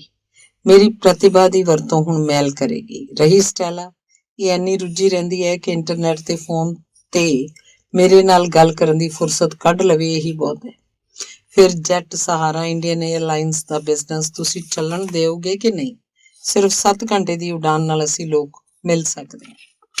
ਯਾਨੀ ਸੈਟੇਲਾਈਟ ਤੇ ਇੰਟਰਨੈਟ ਨਾਲ ਤੁਹਾਡੀ ਜ਼ਿੰਦਗੀ ਚੱਲੂਗੀ। ਯੈਸ ਪਾਪਾ, ਮੈਂ ਤੁਹਾਡੀ ਪਲਾਨਿੰਗ ਨਾਲ ਜ਼ਰਾ ਵੀ ਖੁਸ਼ ਨਹੀਂ ਹਾਂ ਪੰਨੂ। ਇੱਕ ਚੰਗੀ ਭਲੀ ਲੜਕੀ ਨੂੰ ਆਪਣਾ ਜੀਵਨ ਸਾਥੀ ਬਣਾ ਕੇ ਕੁਝ ਜ਼ਿੰਮੇਵਾਰੀਆਂ ਨਾਲ ਜਿਉਣਾ ਸਿੱਖੋ। ਤੇ ਵਿਚਾਰੀ GGL ਕੰਪਨੀ ਨੇ ਤੁਹਾਨੂੰ ਇੰਨੇ ਸਾਲਾਂ 'ਚ ਕੰਮ ਸਿਖਾ ਕੇ ਕਾਬਲ ਬਣਾਇਆ। ਕੱਲ ਤੀਕ ਤੂੰ ਉਹਦੇ ਗੁਣ ਗਾਉਂਦਾ ਨਹੀਂ ਸੀ ਥੱਕਦਾ। ਤੇਰੇ ਐਥਿਕਸ ਨੂੰ ਕੀ ਹੁੰਦਾ ਜਾ ਰਿਹਾ? ਪਵਨ ਚਿੜ ਗਿਆ। ਮੇਰੇ ਹਰ ਕੰਮ 'ਚ ਤੁਸੀਂ ਇਹ ਕੀ ਐਥਿਕਸ, ਮੋਰਾਲਿਟੀ ਜੇ ਭਾਰੀ ਪੱਥਰ ਮਾਰਦੇ ਰਹਿੰਦੇ ਹੋ। ਮੈਂ ਜਿਸ ਦੁਨੀਆ 'ਚ ਹਾਂ ਉੱਥੇ ਐਥਿਕਸ ਦੀ ਕੋਈ ਜ਼ਰੂਰਤ ਨਹੀਂ। ਚੀਜ਼ਾਂ ਨੂੰ ਨਵੀਂ ਨਜ਼ਰ ਨਾਲ ਦੇਖਣਾ ਸਿੱਖੋ, ਨਹੀਂ ਤਾਂ ਤੁਸੀਂ ਪੁਰਾਣੇ ਅਖਬਾਰ ਦੀ ਤਰ੍ਹਾਂ ਰੱਦੀ ਦੀ ਟੋਕਰੀ 'ਚ ਸੁੱਟ ਦਿੱਤੇ ਜਾਓਗੇ। ਤੁਸੀਂ ਜਨਰੇਸ਼ਨ ਗੈਪ ਪੈਦਾ ਕਰਨ ਦੀ ਕੋਸ਼ਿਸ਼ ਕਰ ਰਹੇ ਹੋ। ਇਸ ਨਾਲ ਕੀ ਹੋਏਗਾ? ਤੁਸੀਂ ਦੁਖੀ ਹੋਵੋਗੇ। ਤੂੰ ਸਾਡੀ ਪੀੜ੍ਹੀ 'ਚ ਪੈਦਾ ਹੋਇਆ ਹੈ, ਵੱਡਾ ਹੋਇਆ, ਫਿਰ ਜਨਰੇਸ਼ਨ ਗੈਪ ਕਿੱਥੋਂ ਆ ਗਿਆ? ਅਸਲ 'ਚ ਪਵਨ, ਤੂੰ ਤੇ ਅਸੀਂ ਨਾਲ ਵੱਡੇ ਹੋਏ ਹਾਂ। ਇਉਂ ਤੁਹਾਨੂੰ ਲੱਗਦਾ ਹੈ। ਤੁਹਾਨੂੰ ਅੱਜ VKL ਸਹਿਗਲ ਪਸੰਦ ਹੈ, ਮੈਨੂੰ ਬਾਬਾ ਸਹਿਗਲ। ਇੰਨਾ ਫਾਸਲਾ ਹੈ ਸਾਡੇ ਵਿਚਕਾਰ। ਤੁਹਾਨੂੰ ਪੁਰਾਣੀਆਂ ਚੀਜ਼ਾਂ, ਪੁਰਾਣੇ ਗੀਤ, ਪੁਰਾਣੀਆਂ ਫਿਲਮਾਂ ਸਭ ਚੰਗੀਆਂ ਲੱਗਦੀਆਂ ਨੇ। ਲੱਭ ਕੇ ਤੁਸੀਂ ਕਬਾੜ ਇਕੱਠਾ ਕਰਦੇ ਹੋ। TV ਤੇ ਕੋਈ ਪੁਰਾਣੀ ਫਿਲਮ ਆਏ, ਤੁਸੀਂ ਉਸ ਨਾਲ ਬੰਨੇ ਜਾਂਦੇ ਹੋ। ਇੰਨਾ ਫਿਲਮ ਬੋਰ ਨਹੀਂ ਕਰਦੀ ਜਿੰਨਾ ਤੁਹਾਡੀਆਂ ਯਾਦਾਂ ਕਰਦੀਆਂ ਨੇ। ਨਿੰਮੀ ਇਉਂ ਦੇਖਦੀ ਸੀ, ਇਉਂ ਭੱਜਦੀ ਸੀ, ਉਹਦੇ ਹੋਂਠ ਅਨਕਿਸਡ ਲਿਪਸ ਕਹਾਉਂਦੇ ਹਨ। ਮੇਰੇ ਕੋਲ ਇਹਨਾਂ ਕਿੱਸੇ ਕਹਾਣੀਆਂ ਲਈ ਸਮਾਂ ਨਹੀਂ। ਤਕਨੀਕੀ ਦ੍ਰਿਸ਼ਟੀ ਨਾਲ ਕਿੰਨੀਆਂ ਖਰਾਬ ਫਿਲਮਾਂ ਸਾਨੂੰ। ਇੱਕ ਡਾਇਲੌਗ ਬੋਲਣ 'ਚ ਹੀਰੋਇਨ 2 ਮਿੰਟ ਲਾ ਦਿੰਦੀ ਸੀ। ਤੁਸੀਂ ਵੀ ਤਾਂ ਅੱਧੀ ਫਿਲਮ ਦੇਖਦੇ ਉਂਗਲ ਲੱਗ ਜਾਂਦੇ ਹੋ। ਰੇਖਾ ਨੇ ਕਿਹਾ, ਬਾਪ ਨੂੰ ਇੰਨਾ ਲੰਮਾ ਲੈਕਚਰ ਪਿਆ ਦਿੱਤਾ, ਇਹ ਨਹੀਂ ਦੇਖਿਆ ਕਿ ਤੇਰੇ ਸੁੱਖ ਦੀ ਸੋਚ ਰਹੇ ਨੇ। ਜਦੋਂ ਮੈਂ ਇੱਥੇ ਸੁਖੀ ਰਹਿੰਦਾ ਸੀ ਤਾਂ ਉਦੋਂ ਵੀ ਤਾਂ ਤੁਸੀਂ ਦੁਖੀ ਸੀ। ਤੁਸੀਂ ਕਿਹਾ ਸੀ ਮਾਂ ਕਿ ਤੇਰੇ ਵੱਡੇ ਬਾਬੂ ਦੇ ਲੜਕੇ ਨੇ MBA ਦਾਖਲੇ ਦਾ ਇਮਤਿਹਾਨ ਪਾਸ ਕਰ ਲਿਆ। ਉਸ ਵੇਲੇ ਮੈਨੂੰ ਕਿਹੋ ਜਿਹਾ ਲੱਗਿਆ ਸੀ? ਸਾਰੇ ਮਾਂ-ਬਾਪ ਆਪਣੇ ਬੱਚਿਆਂ ਨੂੰ ਭੌਤਿਕ ਅਰਥਾਂ 'ਚ ਕਾਮਯਾਬ ਬਣਾਉਣਾ ਚਾਹੁੰਦੇ ਨੇ ਤਾਂ ਕਿ ਕੋਈ ਉਹਨਾਂ ਨੂੰ ਨਲਾਇਕ ਨਾ ਸਮਝੇ। ਉਹੀ ਤਾਂ ਮੈਂ ਕੀਤਾ। ਤੁਹਾਡੇ ਉੱਪਰ ਇਹਨਾਂ 3 ਅੱਖਰਾਂ ਦਾ ਕਿਹੋ ਜਿਹਾ ਜਾਦੂ ਚੜਿਆ ਸੀ? MBA। ਤੁਹਾਨੂੰ ਇਸ ਵੇਲੇ ਲੱਗਦਾ ਹੈ ਕਿ ਜੇ ਤੁਹਾਡੇ ਲੜਕੇ ਨੇ MBA ਨਹੀਂ ਕੀਤੀ ਤਾਂ ਤੁਹਾਡਾ ਨੱਕ ਵੱਢਿਆ ਜਾਏਗਾ? ਸਾਨੂੰ ਤੇਰੀ ਡਿਗਰੀ ਤੇ ਮਾਣ ਹੈ ਬੇਟਾ, ਪਰ ਸ਼ਾਦੀ ਨਾਲ ਕੁਝ ਤਾਲਮੇਲ ਵੀ ਬਿਠਾਉਣਾ ਪੈਂਦਾ। ਤਾਲਮੇਲ ਇੱਕ ਬੜਾ ਗੜਬੜ ਸ਼ਬਦ ਹੈ। ਇਹਦੇ ਲਈ ਨਾ ਮੈਂ ਸਟੈਲਾ ਦਾ ਅੜਿੱਕਾ ਬਣਾਂਗਾ, ਨਾ ਉਹ ਮੇਰੀ। ਅਸੀਂ ਪਹਿਲਾਂ ਹੀ ਇਹ ਗੱਲ ਸਾਫ਼ ਕਰ ਲਈ ਸੀ। ਪਰ ਇਹ ਇਕੱਲਾਪਨ ਤਾਂ ਤੁਹਾਡੇ ਸਾਰਿਆਂ 'ਚ ਰਹਿ ਕੇ ਮੈਨੂੰ ਵੀ ਹੋ ਗਿਆ। ਤੁਸੀਂ ਮੇਰੇ ਨਜ਼ਰੀਏ ਨਾਲ ਦੇਖਣਾ ਹੀ ਨਹੀਂ ਚਾਹੁੰਦੇ। ਤੁਸੀਂ ਮੈਨੂੰ ਅਜਿਹੇ ਸਮੁੰਦਰ 'ਚ ਸੁੱਟ ਦਿੱਤਾ ਜਿੱਥੇ ਸਿਰਫ ਤੈਰਨਾ ਹੀ ਤੈਰਨਾ ਹੈ। ਤੂੰ ਪੜ੍ਹ ਲਿਖ ਗਿਆ, ਇਹ ਗਲਤੀ ਵੀ ਸਾਡੀ ਸੀ। ਕਿਉਂ? ਪੜ੍ਹ ਤਾਂ ਮੈਂ ਇੱਥੇ ਵੀ ਰਿਹਾ, ਪਰ ਤੁਸੀਂ ਆਪਣੇ ਸੁਪਨੇ ਪੂਰੇ ਕਰਨਾ ਚਾਹੁੰਦੇ ਸੀ। ਤੁਹਾਡੇ ਸੁਪਨੇ ਮੇਰਾ ਸੰਘਰਸ਼ ਬਣ ਗਏ। ਇਹ ਨਾ ਸੋਚਿਓ ਕਿ ਸੰਘਰਸ਼ ਇਕੱਲਾ ਆਉਂਦਾ ਹੈ, ਉਹ ਸਬਕ ਵੀ ਸਿਖਾਉਂਦਾ ਜਾਂਦਾ ਹੈ। ਰਾਕੇਸ਼ ਨਿਰਉੱਤਰ ਹੋ ਗਿਆ। ਉਹਨੂੰ ਲੱਗਿਆ ਜਿੰਨਾ ਕੱਚਾ ਉਹ ਬੇਟੇ ਨੂੰ ਮੰਨ ਰਿਹਾ ਓਨਾ ਉਹ ਹੈ ਨਹੀਂ। ਸਟੈਲਾ ਦਾ ਰੇਲ ਰਿਜ਼ਰਵੇਸ਼ਨ 2 ਦਿਨ ਪਹਿਲਾਂ ਸੀ। ਉਹਦੇ ਜਾਣ ਬਾਅਦ ਪਵਨ ਨੇ ਵੀ ਸਮਾਨ ਸਮੇਟਣਾ ਸ਼ੁਰੂ ਕਰ ਦਿੱਤਾ। ਉਹਨੇ ਛੋਟੇ ਜਿਹੇ ਓਡੀਸੀ ਸੂਟਕੇਸ 'ਚ ਤਰੀਕੇ ਨਾਲ ਆਪਣੇ ਕੱਪੜੇ ਰੱਖ ਲਏ। ਬੈਗ 'ਚ ਨਿਹਾਇਤ ਜ਼ਰੂਰੀ ਚੀਜ਼ਾਂ ਨਾਲ ਲੈਪਟਾਪ, PC, ਮਿਨਰਲ ਵਾਟਰ ਤੇ ਮੋਬਾਈਲ ਫੋਨ ਰੱਖ ਲਿਆ। ਜਾਣ ਵਾਲੇ ਦਿਨ ਉਹਨੇ ਮਾਂ ਦੇ ਨਾਂ 20,000 ਦਾ ਚੈੱਕ ਕੱਟਿਆ। ਮਾਂ, ਸਾਡੇ ਆਉਣ ਤੇ ਤੇਰਾ ਬਹੁਤ ਖਰਚਾ ਹੋ ਗਿਆ ਹੋਵੇਗਾ। ਫਿਰ ਮੈਂ ਤੁਹਾਨੂੰ ਪਹਿਲੀ ਕਿਸ਼ਤ ਦਿਨਾ, ਤਨਖਾਹ ਮਿਲਣ ਤੇ ਹੋਰ ਦੇਵਾਂਗਾ। ਰੇਖਾ ਦਾ ਸੰਗ ਸੁੱਕ ਗਿਆ। ਬੇਟਾ, ਸਾਨੂੰ ਤੇਰੇ ਤੋਂ ਕਿਸ਼ਤ ਨਹੀਂ ਚਾਹੀਦੀ। ਜੋ ਕੁਝ ਸਾਡਾ ਹੈ ਸਾਰਾ ਤੇਰਾ ਤੇ ਛੋਟੂ ਦਾ ਹੈ। ਇਹ ਮਕਾਨ ਤੁਸੀਂ ਦੋਹੇ ਅੱਧਾ ਵੰਡ ਲੈਣਾ ਤੇ ਜੋ ਵੀ ਹੈ ਉਸ 'ਚ ਤੁਹਾਡਾ ਬਰਾਬਰ ਦਾ ਹਿੱਸਾ ਹੈ। ਹੁਣ ਦੱਸੋ, ਹਿਸਾਬ ਦੀ ਗੱਲ ਤੁਸੀਂ ਕਰ ਰਹੇ ਹੋ ਜਾਂ ਮੈਂ? ਇੰਨੇ ਸਾਲਾਂ ਦੀ ਨੌਕਰੀ 'ਚ ਮੈਂ ਕਦੇ ਇੱਕ ਪੈਸਾ ਤੁਹਾਡੇ ਦੋਹਾਂ ਤੇ ਖਰਚ ਨਹੀਂ ਕੀਤਾ। ਰੇਖਾ ਨੇ ਚੈੱਕ ਵਾਪਸ ਕਰਦੇ ਹੋਏ ਕਿਹਾ, ਰੱਖ ਲੈ, ਨਵੀਂ ਥਾਂ ਤੇ ਕੰਮ ਆਏਗਾ। 2 ਸ਼ਹਿਰਾਂ 'ਚ ਗ੍ਰਸਤੀ ਜਮਾਵੇਂਗਾ, ਦੂਰਾ ਖਰਚ ਵੀ ਹੋਏਗਾ। ਸੋਚ ਲੈ ਮਾਂ, ਲਾਸਟ ਆਫਰ।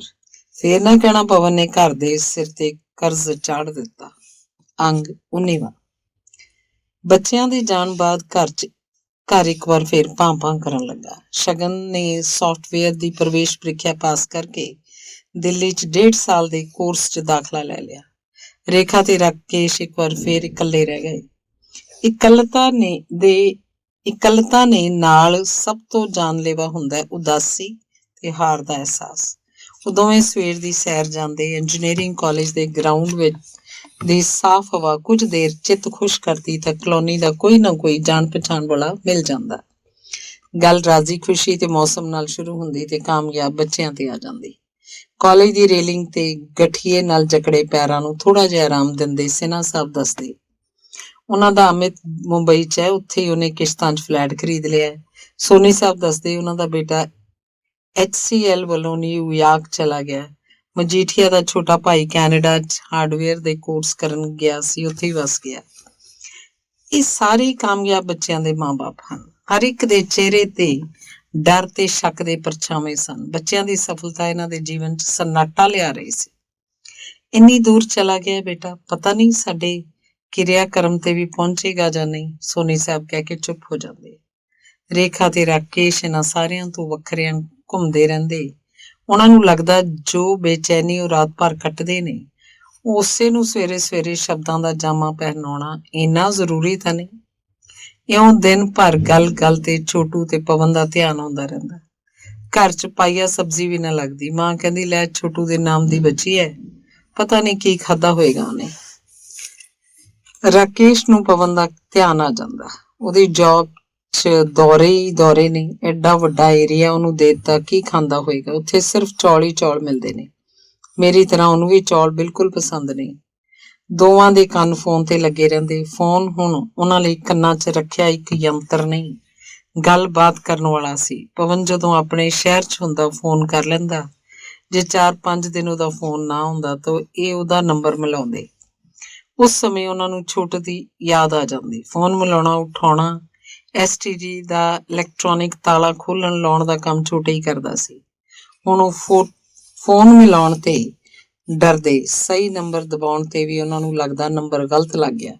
ਕਦੇ ਪਵਨ ਫੋਨ ਉਠਾਉਂਦਾ, ਪਰ ਜ਼ਿਆਦਾਤਰ ਉਧਰੋਂ ਕੰਪਿਊਟਰੀਕ੍ਰਿਤ ਆਵਾਜ਼ ਆਉਂਦੀ, You have reached the voicemail box of number 9844014988।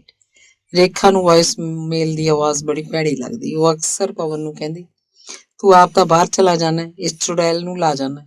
ਕੀ ਕਰਾਂ ਮਾਂ, ਮੈਂ ਤਾਂ ਹਫ਼ਤਾ ਬਾਹਰ ਰਹਿਣਾ। ਵਾਪਸ ਆਉਣ ਤੇ ਘੱਟੋ ਘੱਟ ਇਹ ਤਾਂ ਪਤਾ ਲੱਗ ਜਾਂਦਾ ਕਿਸ ਕਿਸ ਦਾ ਫੋਨ ਘਰ ਆਇਆ ਸੀ। ਸ਼ਗਨ ਦੇ ਹੋਸਟਲ 'ਚ ਫੋਨ ਨਹੀਂ ਸੀ। ਉਹ ਬਾਹਰੋਂ ਮਹੀਨੇ 'ਚ 2 ਵਾਰ ਫੋਨ ਕਰ ਲੈਂਦਾ ਸੀ। ਉਹਨੂੰ ਹਮੇਸ਼ਾ ਪੈਸਿਆਂ ਦੀ ਤੰਗੀ ਸਤਾਉਂਦੀ। ਮਹੀਨੇ ਦੇ ਸ਼ੁਰੂ 'ਚ ਪੈਸੇ ਮਿਲਦੇ ਹੀ ਉਹ ਕੰਪਿਊਟਰ ਨਾਲ ਸੰਬੰਧਿਤ ਮਹਿੰਗੇ ਮੈਗਜ਼ੀਨ ਖਰੀਦ ਲੈਂਦਾ। ਫਿਰ ਕਦੇ ਨਾਸ਼ਤੇ 'ਚ ਕਟੌਤੀ, ਕਦੇ ਖਾਣ 'ਚ ਕੰਜੂਸੀ ਕਰਦਾ। ਦਿੱਲੀ ਇੰਨਾ ਮਹਿੰਗਾ ਸੀ ਕਿ 20 ਰੁਪਏ ਰੋਜ਼ ਉਹਦੇ ਆਉਣ ਜਾਣ ਤੇ ਖਰਚ ਹੋ ਜਾਂਦੇ, ਜਦੋਂ ਕਿ ਇਹਦੇ ਬਾਵਜੂਦ ਬੱਸ ਲਈ ਘੰਟਾ ਭਰ ਧੁੱਪ 'ਚ ਖੜੇ ਹੋਣਾ ਪੈਂਦਾ। ਇੱਕ ਸੈਮੈਸਟਰ ਪੂਰਾ ਕਰਕੇ ਜਦੋਂ ਘਰ ਆਇਆ ਤਾਂ ਮਾਂ-ਬਾਪ ਉਹਨੂੰ ਪਹਿਚਾਣ ਨਹੀਂ ਸਕੇ। ਚਿਹਰੇ ਤੇ ਹੱਡੀਆਂ ਨਿਕਲ ਆਈਆਂ ਸਨ। ਸ਼ਕਲ ਤੇ ਪਹਿਲਾਂ ਵਾਲਾ ਝਲਕਦਾ ਬਚਪਨ ਗਾਇਬ ਹੋ ਗਿਆ ਸੀ। ਬੈਗ ਤੇ ਅਟੈਚੀ ਵਿੱਚੋਂ ਉਸਦੇ ਬੇਹੱਦ ਮੈਲੇ ਕੱਪੜੇ ਕੱਢਦਿਆਂ ਰੇਖਾ ਨੇ ਕਿਹਾ, ਕਿਉਂ ਕਦੇ ਕੱਪੜੇ ਧੋਤੇ ਨਹੀਂ? ਉਹਨੇ ਗਰਦਨ ਹਿਲਾਤੀ। ਕਿਉਂ? ਟਾਈਮ ਕਿੱਥੇ ਆ ਮਾਂ? ਰੋਜ਼ ਰਾਤ 3 ਵਜੇ ਤੀਕ ਕੰਪਿਊਟਰ ਤੇ ਪੜ੍ਹਨਾ ਪੈਂਦਾ, ਦਿਨ 'ਚ ਕਲਾਸਾਂ। ਬਾਕੀ ਲੜਕੇ ਕਿਵੇਂ ਕਰਦੇ ਆ? ਲਾਂਡਰੀ 'ਚ ਧਵਾਉਂਦੇ ਆ, ਮੇਰੇ ਕੋਲ ਪੈਸੇ ਨਹੀਂ ਹੁੰਦੇ। ਰਾਕੇਸ਼ ਨੇ ਕਿਹਾ, ਜਿੰਨੇ ਤੈਨੂੰ ਭੇਜਦੇ ਆ ਉਨੇ ਤਾਂ ਅਸੀਂ ਪਵਨ ਨੂੰ ਵੀ ਨਹੀਂ ਸੀ ਭੇਜਦੇ। ਇੱਕ ਤਰ੍ਹਾਂ ਨਾਲ ਤੇਰੀ ਮਾਂ ਦੀ ਪੂਰੀ ਤਨਖਾਹ ਹੀ ਚਲੀ ਜਾਂਦੀ ਹੈ। ਉਸ ਜ਼ਮਾਨੇ ਦੀ ਗੱਲ ਪੁਰਾਣੀ ਹੋ ਗਈ ਪਾਪਾ, ਹੁਣ ਤਾਂ ਕੱਲੀ ਚਿਪ 100 ਰੁਪਏ ਦੀ ਆਉਂਦੀ ਹੈ। ਕੀ ਜ਼ਰੂਰਤ ਹੈ ਇੰਨੇ ਮਹਿੰਗੇ ਚਿਪਸ ਖਾਣ ਦੀ? ਰੇਖਾ ਨੇ ਅੱਖਾਂ ਚੜਾ ਕੇ ਕਿਹਾ। ਸ਼ਗਨ ਹੱਸ ਪਿਆ। ਮਾਂ, ਪੋਟੈਟੋ ਚਿਪਸ ਨਹੀਂ, ਪੜ੍ਹਨ ਲਈ ਚਿਪ ਦੀ ਗੱਲ ਕਰੋ। ਇਹ ਤਾਂ ਇੱਕ ਮੈਗਜ਼ੀਨ ਹੈ ਤੇ ਨਾ ਜਾਣੇ ਕਿੰਨੇ ਹਨ ਜੋ ਮੈਂ ਅਫੋਰਡ ਨਹੀਂ ਕਰ ਸਕਦਾ। ਮੇਰੇ ਕੋਰਸ ਦੀ ਇੱਕ CD ਦੀ ਕੀਮਤ 250 ਰੁਪਏ ਹੁੰਦੀ ਹੈ।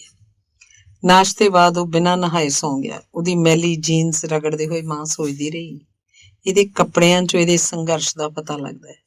ਜਦੋਂ ਘਰੇ ਸੀ ਹਮੇਸ਼ਾ ਸਾਫ਼ ਸੁਥਰਾ ਰਹਿੰਦਾ ਸੀ। ਦੁਪਹਿਰੇ ਉਹਨੂੰ ਖਾਣਾ ਖਾਣ ਲਈ ਉਠਾਇਆ, ਬੜੀ ਮੁਸ਼ਕਿਲ ਨਾਲ ਉੱਠਿਆ, 4 ਬੁਰਕੀਆਂ ਖਾ ਕੇ ਸੌਂ ਗਿਆ। ਉਦੋਂ ਹੀ ਉਹਦੇ ਪੁਰਾਣੇ ਮਿੱਤਰ ਯੋਗੀ ਦਾ ਫੋਨ ਆ ਗਿਆ। ਉਹਦੀ ਹਾਰਡ ਡਿਸਕ ਰੁਕ ਰਹੀ ਸੀ। ਸ਼ਗਨ ਨੇ ਕਿਹਾ ਕਿ ਉਹ ਸਕੂਲ ਜਾ ਰਿਹਾ ਮੁਰੰਮਤ ਕਰਨ ਲਈ। ਤੂੰ ਤਾਂ ਸੌਫਟਵੇਅਰ ਪ੍ਰੋਗਰਾਮਿੰਗ 'ਚ ਹੈ, ਰਾਕੇਸ਼ ਨੇ ਕਿਹਾ। ਉੱਥੇ ਮੈਂ ਹਾਰਡਵੇਅਰ ਦਾ ਵੀ ਈਵਨਿੰਗ ਕੋਰਸ ਲੈ ਰੱਖਿਆ, ਸ਼ਗਨ ਨੇ ਜਾਂਦਿਆਂ ਜਾਂਦਿਆਂ ਦੱਸਿਆ। ਆਪਾਂ ਆਪਣੇ ਬੱਚਿਆਂ ਨੂੰ ਕਿੰਨਾ ਘੱਟ ਜਾਣਦੇ ਹਾਂ। ਉਹਨਾਂ ਦੇ ਇਰਾਦੇ, ਉਹਨਾਂ ਦੀ ਮੰਜ਼ਿਲ, ਉਹਨਾਂ ਦਾ ਸੰਘਰਸ਼ ਮਾਰਗ ਸਾਰੇ ਇੱਕ ਮਿੱਕ ਹਨ। ਰਾਕੇਸ਼ ਨੇ ਸੋਚਿਆ। ਉਹਦੇ ਦਿਮਾਗ 'ਚ ਅਜੇ ਵੀ ਲੀਲਾ ਦਿਖਾਉਣ ਵਾਲਾ ਛੋਟਾ ਜਿਹਾ ਕ੍ਰਿਸ਼ਨ ਕਨਈਆ ਸੀ, ਜਦਕਿ ਉਹ ਸੂਚਨਾ ਵਿਗਿਆਨ ਦੇ ਐਸੇ ਸੰਸਾਰ 'ਚ ਹੱਥ ਪੈਰ ਮਾਰ ਰਿਹਾ ਸੀ ਜਿਹਦੀਆਂ ਤੰਦਾਂ ਸਮੁੱਚੇ ਵਿਸ਼ਵ 'ਚ ਫੈਲੀਆਂ ਹੋਈਆਂ ਸੀ। ਰੇਖਾ ਨੇ ਕਿਹਾ, ਜੋ ਮੈਂ ਨਹੀਂ ਸੀ ਚਾਹੁੰਦੀ ਉਹੀ ਕਰ ਰਿਹਾ ਛੋਟੂ। ਹਾਰਡਵੇਅਰ ਦਾ ਮਤਲਬ ਹੈ ਮਕੈਨਿਕ ਬਣ ਕੇ ਰਹਿ ਜਾਏਗਾ। ਇੱਕ ਭਾਈ ਮੈਨੇਜਰ, ਦੂਜਾ ਮਕੈਨਿਕ, ਰਾਕੇਸ਼ ਨੇ ਡਾਂਟਦਿਆਂ ਕਿਹਾ। ਜਿਸ ਗੱਲ ਦੀ ਸਮਝ ਨਹੀਂ ਆਉਂਦੀ ਉਹਨੂੰ ਬੋਲਿਆ ਨਾ ਕਰ। ਹਾਰਡਵੇਅਰ ਵਾਲਿਆਂ ਨੂੰ ਟੈਕਨੀਸ਼ੀਅਨ ਕਹਿੰਦੇ ਨੇ, ਮਕੈਨਿਕ ਨਹੀਂ। ਵਿਦੇਸ਼ 'ਚ ਸੌਫਟਵੇਅਰ ਇੰਜੀਨੀਅਰਿੰਗ ਤੋਂ ਜ਼ਿਆਦਾ ਹਾਰਡਵੇਅਰ ਇੰਜੀਨੀਅਰ ਕਮਾਉਂਦੇ ਨੇ। ਤੈਨੂੰ ਯਾਦ ਹੈ ਜਦੋਂ ਇਹ ਛੋਟਾ ਜਿਹਾ ਸੀ, 3 ਸਾਲ ਦਾ, ਮੈਂ ਇਹਨੂੰ ਇੱਕ ਰੂਸੀ ਕਿਤਾਬ ਲਿਆ ਕੇ ਦਿੱਤੀ ਸੀ, ਮੈਂ ਕੀ ਬਣੂੰਗਾ ਤਸਵੀਰਾਂ ਵਾਲੀ ਸੀ ਉਹ। ਰੇਖਾ ਦਾ ਮੂਡ ਬਦਲ ਗਿਆ। ਹਾਂ, ਮੈਂ ਇਹਨੂੰ ਪੜ੍ਹ ਕੇ ਸੁਣਾਉਂਦੀ ਸੀ ਤੇ ਇਹ ਬਹੁਤ ਖੁਸ਼ ਹੁੰਦਾ ਸੀ। ਉਸ 'ਚ ਇੱਕ ਥਾਂ ਲਿਖਿਆ ਸੀ, ਮਕੈਨਿਕ ਆਪਣੇ ਹੱਥ ਪੈਰ ਵੀ ਗੰਦੇ ਰੱਖੇ, ਉਹਦੀ ਮਾਂ ਉਹਨੂੰ ਕਦੇ ਨਹੀਂ ਮਾਰਦੀ। ਇਹਨੂੰ ਇਹ ਗੱਲ ਬੜੀ ਚੰਗੀ ਲੱਗਦੀ ਹੈ। ਉਹ ਤਸਵੀਰ ਸੀ ਕਿ ਬੱਚੇ ਦੇ ਦੋਵੇਂ ਹੱਥ ਗਰੀਸ ਨਾਲ ਲਿਬੜੇ ਹੋਏ ਤੇ ਮਾਂ ਉਹਨੂੰ ਖਾਣਾ ਖਵਾ ਰਹੀ ਹੈ। ਪਰ ਛੋਟੂ ਕਮਜ਼ੋਰ ਬਹੁਤ ਹੋ ਗਿਆ। ਕੱਲ ਤੋਂ ਉਹਨੂੰ ਵਿਟਾਮਿਨ ਦੇਣਾ ਸ਼ੁਰੂ ਕਰਦੇ ਆ। ਮੈਨੂੰ ਲੱਗਦਾ ਹੈ ਖਾਣ ਪੀਣ ਦੇ ਪੈਸੇ ਕੱਟ ਕੇ ਹਾਰਡਵੇਅਰ ਕੋਰਸ ਦੀ ਫੀਸ ਭਰਦਾ ਹੋਏਗਾ। ਸ਼ੁਰੂ ਤੋਂ ਚੁੱਪ ਰਹਿੰਦਾ, ਆਪਣੀਆਂ ਜ਼ਰੂਰਤਾਂ ਤਾਂ ਦੱਸਦਾ ਹੀ ਨਹੀਂ। ਅਜੇ ਸ਼ਗਨ ਨੂੰ ਸਵੇਰੇ ਦੁੱਧ ਦਲੀਆ ਦੇਣਾ ਸ਼ੁਰੂ ਹੀ ਕੀਤਾ ਸੀ ਕਿ ਹੌਟਮੇਲ ਤੇ ਤਾਇਵਾਨ ਦੀ ਸਾਫਟਵੇਅਰ ਤੋਂ ਨੌਕਰੀ ਦਾ ਬੁਲਾਵਾ ਆ ਗਿਆ। ਫੁਰ ਹੋ ਗਈ ਉਹਦੀ ਥਕਾਵਟ ਤੇ ਚੁੱਪ। ਕਹਿਣ ਲੱਗਾ, ਮੈਂ 10 ਦਿਨਾਂ ਤੋਂ ਇਹਦਾ ਇੰਤਜ਼ਾਰ ਕਰ ਰਿਹਾ ਸੀ। ਸਾਰੇ ਬੈਚ ਨੇ ਅਪਲਾਈ ਕੀਤਾ ਸੀ ਪਰ ਪੋਸਟ ਇੱਕ ਸੀ। ਮਾਂ ਬਾਪ ਦੇ ਚਿਹਰੇ ਫੱਕ ਹੋ ਗਏ। ਇਹ ਲੜਕਾ ਇੰਨੀ ਦੂਰ ਮਦਰਾਸ ਵਿੱਚ ਬੈਠਾ ਹੈ, ਦੂਜਾ ਚਲਾ ਜਾਏਗਾ ਇੱਕ ਐਸੇ ਪ੍ਰਦੇਸ਼ ਜਿਸ ਦੇ ਉਹ ਸਪੈਲਿੰਗ ਤੋਂ ਵੱਧ ਕੁਝ ਨਹੀਂ ਜਾਣਦੇ। ਰਾਕੇਸ਼ ਕਹਿਣਾ ਚਾਹੁੰਦਾ ਸੀ ਸ਼ਗਨ ਨੂੰ, ਕੋਈ ਜ਼ਰੂਰਤ ਨਹੀਂ ਇੰਨੀ ਦੂਰ ਜਾਣ ਦੀ, ਤੇਰੇ ਖੇਤਰ 'ਚ ਇੱਥੋਂ ਵੀ ਨੌਕਰੀਆਂ ਨੇ। ਪਰ ਸ਼ਗਨ ਸਹਿਮਤੀ ਭੇਜ ਚੁੱਕਿਆ ਸੀ। ਪਾਸਪੋਰਟ ਉਹਨੇ ਪਿਛਲੇ ਸਾਲ ਹੀ ਬਣਾਇਆ ਸੀ।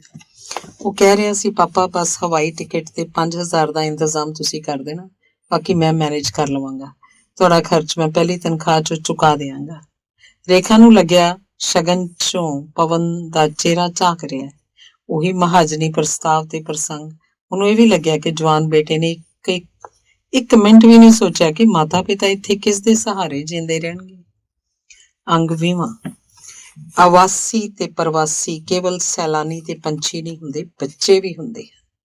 ਉਹ ਦੌੜ ਦੌੜ ਕੇ ਦਰਜੀ ਤੋਂ ਆਪਣੇ ਨਵੇਂ ਕੱਪੜੇ ਲਿਆਉਂਦਾ ਹੈ, ਸੂਟਕੇਸ 'ਚ ਆਪਣਾ ਸਮਾਨ ਤੇ ਕਾਗਜ਼ਾਤ ਜਮ੍ਹਾਂ ਕਰਦਾ ਹੈ, ਮਨੀ ਬੈਲਟ 'ਚ ਆਪਣਾ ਪਾਸਪੋਰਟ, ਵੀਜ਼ਾ ਤੇ ਚੰਦ ਡਾਲਰ ਰੱਖ ਚਲਾ ਜਾਂਦਾ ਹੈ ਅਣਜਾਣ ਪ੍ਰਦੇਸ਼ ਦੇ ਸਫ਼ਰ ਤੇ, ਮਾਤਾ ਪਿਤਾ ਨੂੰ ਸਿਰਫ ਸਟੇਸ਼ਨ ਤੇ ਹੱਥ ਹਿਲਾਉਂਦਿਆਂ ਛੱਡ ਕੇ। ਪਲੇਟਫਾਰਮ ਤੇ ਲੜਖੜਾਉਂਦੀ ਰੇਖਾ ਨੂੰ ਆਪਣੇ ਕੰਬਦੇ ਹੱਥਾਂ ਨਾਲ ਸੰਭਾਲਦਿਆਂ ਰਾਕੇਸ਼ ਨੇ ਕਿਹਾ, ਠੀਕ ਹੀ ਕੀਤਾ ਛੋਟੂ ਨੇ, ਜਿੰਨੀ ਤਰੱਕੀ ਇੱਥੇ 10 ਸਾਲਾਂ 'ਚ ਕਰਦਾ ਉਨੀ ਉਹ 10 ਮਹੀਨਿਆਂ 'ਚ ਕਰ ਲਏਗਾ। ਜੀਨੀਅਸ ਤਾਂ ਹੈ ਹੀ। ਕਾਲੋਨੀ ਦੇ ਗੁਪਤਾ ਪਤੀ ਪਤਨੀ ਵੀ ਸਟੇਸ਼ਨ ਆਏ ਸੀ। ਮਿਸਿਸ ਗੁਪਤਾ ਨੇ ਕਿਹਾ, ਵਾਇਰਲ ਫੀਵਰ ਦੀ ਤਰ੍ਹਾਂ ਵਿਦੇਸ਼ ਵਾਇਰਲ ਵੀ ਬਹੁਤ ਫੈਲਿਆ ਹੋਇਆ ਅੱਜ ਕੱਲ੍ਹ। ਆਪ ਕੁਝ ਵੀ ਕਹਿ ਲਓ, ਦੂਜੇ ਦੀ ਆਲੋਚਨਾ ਕੰਨ 'ਚ ਕਿੱਲ ਵਾਂਗ ਚੁੱਭਦੀ ਹੈ। ਰੇਖਾ ਨੇ ਰੋਸ ਕੀਤਾ, ਸਾਡਾ ਛੋਟੂ ਅਜਿਹਾ ਨਹੀਂ, ਉਹਦੇ ਵਿਸ਼ੇ 'ਚ ਇੱਥੇ ਕੁਝ ਜ਼ਿਆਦਾ ਸਕੋਪ ਹੈ ਹੀ ਨਹੀਂ। ਕਹਿ ਕੇ ਗਿਆ ਕਿ ਟ੍ਰਿਕਸ ਆਫ ਦਾ ਟ੍ਰੇਡ ਸਿੱਖਦਿਆਂ ਮੈਂ ਮੁੜ ਆਵਾਂਗਾ, ਇੱਥੇ ਰਹਿ ਕੇ ਬਿਜ਼ਨਸ ਕਰਾਂਗਾ। ਰਾਮ ਰਾਮ ਕਰੋ, ਗੁਪਤਾ ਜੀ ਬੋਲੇ, ਜਦੋਂ ਇੱਥੋਂ ਦੇ ਐਸ਼ੋ ਆਰਾਮ 'ਚ ਰਹਿ ਲਏਗਾ ਫਿਰ ਮੁੜਨ ਦੀ ਸੋਚ ਵੀ ਨਹੀਂ ਸਕਦਾ। ਜਦੋਂ ਉੱਥੋਂ ਦੇ ਐਸ਼ੋ ਆਰਾਮ 'ਚ ਰਹਿ ਲਏਗਾ ਫਿਰ ਮੁੜਨ ਦੀ ਸੋਚ ਵੀ ਨਹੀਂ ਸਕਦਾ। ਇਹ ਮੁਲਕ, ਇਹ ਸ਼ਹਿਰ, ਇਹ ਘਰ ਸਾਰੇ ਜੇਲ੍ਹ ਵਾਂਗ ਲੱਗਣਗੇ। Let's hope for the best. Rakesh ਨੇ ਸਾਰਿਆਂ ਨੂੰ ਚੁੱਪ ਕਰਾ ਦਿੱਤਾ। ਅੰਗ 21ਵਾਂ। ਘਰ ਉਹੀ ਸੀ, ਦਰੋ ਦੀਵਾਰ ਉਹੀ ਸਨ, ਘਰ ਦਾ ਸਮਾਨ ਉਹੀ ਸੀ, ਇੱਥੋਂ ਤੱਕ ਕਿ ਰੂਟੀਨ ਵੀ ਉਹੀ ਸੀ। ਪਰ ਪਵਨ ਤੇ ਸ਼ਗਨ ਦੇ ਮਾਤਾ ਪਿਤਾ ਨੂੰ ਜਿਵੇਂ ਬਨਵਾਸ ਮਿਲ ਗਿਆ ਹੋਵੇ। ਆਪਣੇ ਹੀ ਘਰ 'ਚੋਂ ਬੇਚੈਨ ਪੰਛੀ ਦੀ ਤਰ੍ਹਾਂ ਕਮਰੇ ਕਮਰੇ 'ਚ ਡੋਲਦੇ ਫਿਰਦੇ। ਪਹਿਲੇ 2 ਦਿਨ ਤਾਂ ਉਹਨਾਂ ਨੂੰ ਬਿਸਤਰੇ ਤੇ ਪਿਆਂ ਲੱਗਦਾ ਰਿਹਾ ਜਿਵੇਂ ਕੋਈ ਉਹਨਾਂ ਨੂੰ ਹਵਾ 'ਚ ਉਡਾਉਂਦਾ ਹੋਇਆ ਲੈ ਕੇ ਜਾ ਰਿਹਾ। ਜਦੋਂ ਤੱਕ ਸ਼ਗਨ ਦਾ ਉੱਥੋਂ ਫੋਨ ਨਹੀਂ ਆ ਗਿਆ, ਉਹਨਾਂ ਦੇ ਪੈਰਾਂ ਦੀ ਥਰਥਰਾਹਟ ਨਹੀਂ ਰੁਕੀ। ਛੋਟੇ ਬੇਟੇ ਦੇ ਚਲੇ ਜਾਣ ਨਾਲ ਵੱਡੇ ਬੇਟੇ ਦੀ ਗੈਰ ਹਾਜ਼ਰੀ ਵੀ ਨਵੇਂ ਸਿਰੇ ਤੋਂ ਚੁਭਣ ਲੱਗੀ। ਸਾਰਾ ਦਿਨ ਛੋਟੇ ਛੋਟੇ ਕ੍ਰਿਸ਼ਮੇ ਤੇ ਕਾਰਨਾਮੇ ਬੱਚਿਆਂ ਨੂੰ ਬੋਲ ਮਾਰ ਕੇ ਦਿਖਾਉਣ ਨੂੰ ਮਨ ਕਰਦਾ। ਕਦੇ ਕਿਤਾਬ 'ਚ ਪੜ੍ਹਿਆ ਚੰਗਾ ਜਿਹਾ ਵਾਕ, ਕਦੇ ਅਖਬਾਰ 'ਚ ਛਪੀ ਹੋਈ ਕੋਈ ਨਵੀਂ ਖਬਰ, ਕਦੇ ਬਗੀਚੇ 'ਚ ਖਿੜਿਆ ਨਵਾਂ ਗੁਲਾਬ। ਇਹਨਾਂ ਸਾਰਿਆਂ ਨੂੰ ਵੰਡਣ ਲਈ ਉਹ ਆਪਸ ਵਿੱਚ ਪੂਰੇ ਹੁੰਦੇ ਹੋਏ ਵੀ ਅਧੂਰੇ ਸੀ। ਰਾਕੇਸ਼ ਸਵੇਰੇ ਉੱਠਦਾ ਹੀ ਆਪਣੇ ਛੋਟੇ ਜਿਹੇ ਸਾਹਿਤਿਕ ਰਸਾਲੇ ਦੇ ਸੰਪਾਦਨ 'ਚ ਰੁੱਝ ਜਾਂਦਾ। ਰੇਖਾ ਕੁੱਕਰ ਚੜਾਉਣ ਦੇ ਨਾਲ ਨਾਲ ਕਾਪੀਆਂ ਵੀ ਚੈੱਕ ਕਰਦੀ ਰਹਿੰਦੀ, ਪਰ ਘਰ ਭਾਂ-ਭਾਂ ਕਰਦਾ ਰਹਿੰਦਾ। ਸਵੇਰੇ 8 ਵਜੇ ਜਿਵੇਂ ਦੁਪਹਿਰ ਹੋ ਜਾਂਦੀ। ਬੱਚੇ ਘਰ ਦੇ ਤੰਤੂ ਜਾਲ 'ਚ ਕਿਸ ਕਦਰ ਸਮਾਏ ਹੁੰਦੇ ਹਨ, ਇਹ ਉਹਨਾਂ ਦੀ ਗੈਰ ਹਾਜ਼ਰੀ 'ਚ ਹੀ ਪਤਾ ਲੱਗਦਾ ਹੈ। ਦਫ਼ਤਰ ਜਾਣ ਲਈ ਰਾਕੇਸ਼ ਸਕੂਟਰ ਕੱਢਦੇ। ਸਵੇਰ ਦੇ ਸਮੇਂ ਸਕੂਟਰ ਨੂੰ ਕਿੱਕ ਮਾਰਨਾ ਉਹਨਾਂ ਨੂੰ ਨਾਗਵਾਰ ਲੱਗਦੀ। ਉਹ ਪਹਿਲੀ ਕੋਸ਼ਿਸ਼ ਕਰਦੇ ਕਿ ਉਹਨਾਂ ਨੂੰ ਲੱਗਦਾ ਸ਼ਗਨ ਦਾ ਪੈਰ ਸਕੂਟਰ ਦੀ ਕਿੱਕ ਤੇ ਰੱਖਿਆ ਹੋਇਆ ਹੈ। ਲਿਆਓ ਪਾਪਾ, ਮੈਂ ਸਟਾਰਟ ਕਰ ਦੇਵਾਂ। ਹੈਰਾਨੀ ਭਰੀ ਨਜ਼ਰ ਸੱਜੇ ਖੱਬੇ ਦੇਖਦੇ, ਫਿਰ ਅੜੀਅਲ ਸਕੂਟਰ ਤੇ ਅਣਮੰਨੇ ਮਨ ਨਾਲ ਟਿਕ ਜਾਂਦੇ। ਰਸੋਈ 'ਚ ਟਾਨ ਬਹੁਤ ਉੱਚੀ ਸੀ। ਰੇਖਾ ਦਾ ਕੱਦ ਸਿਰਫ 5 ਫੁੱਟ ਸੀ। ਉੱਪਰ ਟਾਨ ਦੇ ਕਈ ਕਿਸਮ ਦਾ ਅਜਿਹਾ ਸਮਾਨ ਰੱਖਿਆ ਸੀ ਜਿਹਦੀ ਜ਼ਰੂਰਤ ਰੋਜ਼ ਨਹੀਂ ਸੀ ਪੈਂਦੀ, ਪਰ ਪੈਂਦੀ ਤਾਂ ਸੀ। ਰੇਖਾ ਇੱਕ ਪੈਰ ਪਟੜੇ ਤੇ ਰੱਖ ਕੇ ਪੱਬਾਂ ਭਾਰ ਹੋ ਕੇ ਮਰਤਬਾ ਨੂੰ ਉਤਾਰਨ ਦੀ ਕੋਸ਼ਿਸ਼ ਕਰਦੀ, ਪਰ ਕਾਮਯਾਬ ਨਾ ਹੁੰਦੀ। ਸਟੂਲ ਤੇ ਚੜ੍ਹਨਾ ਲੱਤ ਬਾਂਹ ਤੁੜਵਾਉਣ ਨੂੰ ਖੁੱਲਾ ਬੁਲਾਵਾ ਹੋਣਾ ਸੀ। ਅੰਤ ਜਦੋਂ ਉਹ ਚਿਮਟੇ ਜਾਂ ਕੜਛੀ ਨਾਲ ਕੋਈ ਚੀਜ਼ ਉਤਾਰਨ ਲੱਗਦੀ ਤਾਂ ਉਹਨੂੰ ਲੱਗਦਾ ਕਿਤੋਂ ਆ ਕੇ 2 ਜਣੇ ਪਛਾਣੇ ਹੱਥ ਮਰਤਬਾ ਨੂੰ ਉਤਾਰ ਲੈਣਗੇ। ਰੇਖਾ ਝੱਲੀ ਜੀ ਹੋ ਕੇ ਇੱਧਰ ਉੱਧਰ ਕਮਰਿਆਂ 'ਚ ਬੱਚਿਆਂ ਨੂੰ ਟੋਲਦੀ, ਪਰ ਕਮਰਿਆਂ ਦੀ ਵੀਰਾਨੀ 'ਚ ਕੋਈ ਤਬਦੀਲੀ ਨਾ ਆਉਂਦੀ। ਕਾਲੋਨੀ 'ਚ ਆਮ ਕਰਕੇ ਸਾਰਿਆਂ ਦਾ ਇਹੀ ਹਾਲ ਸੀ।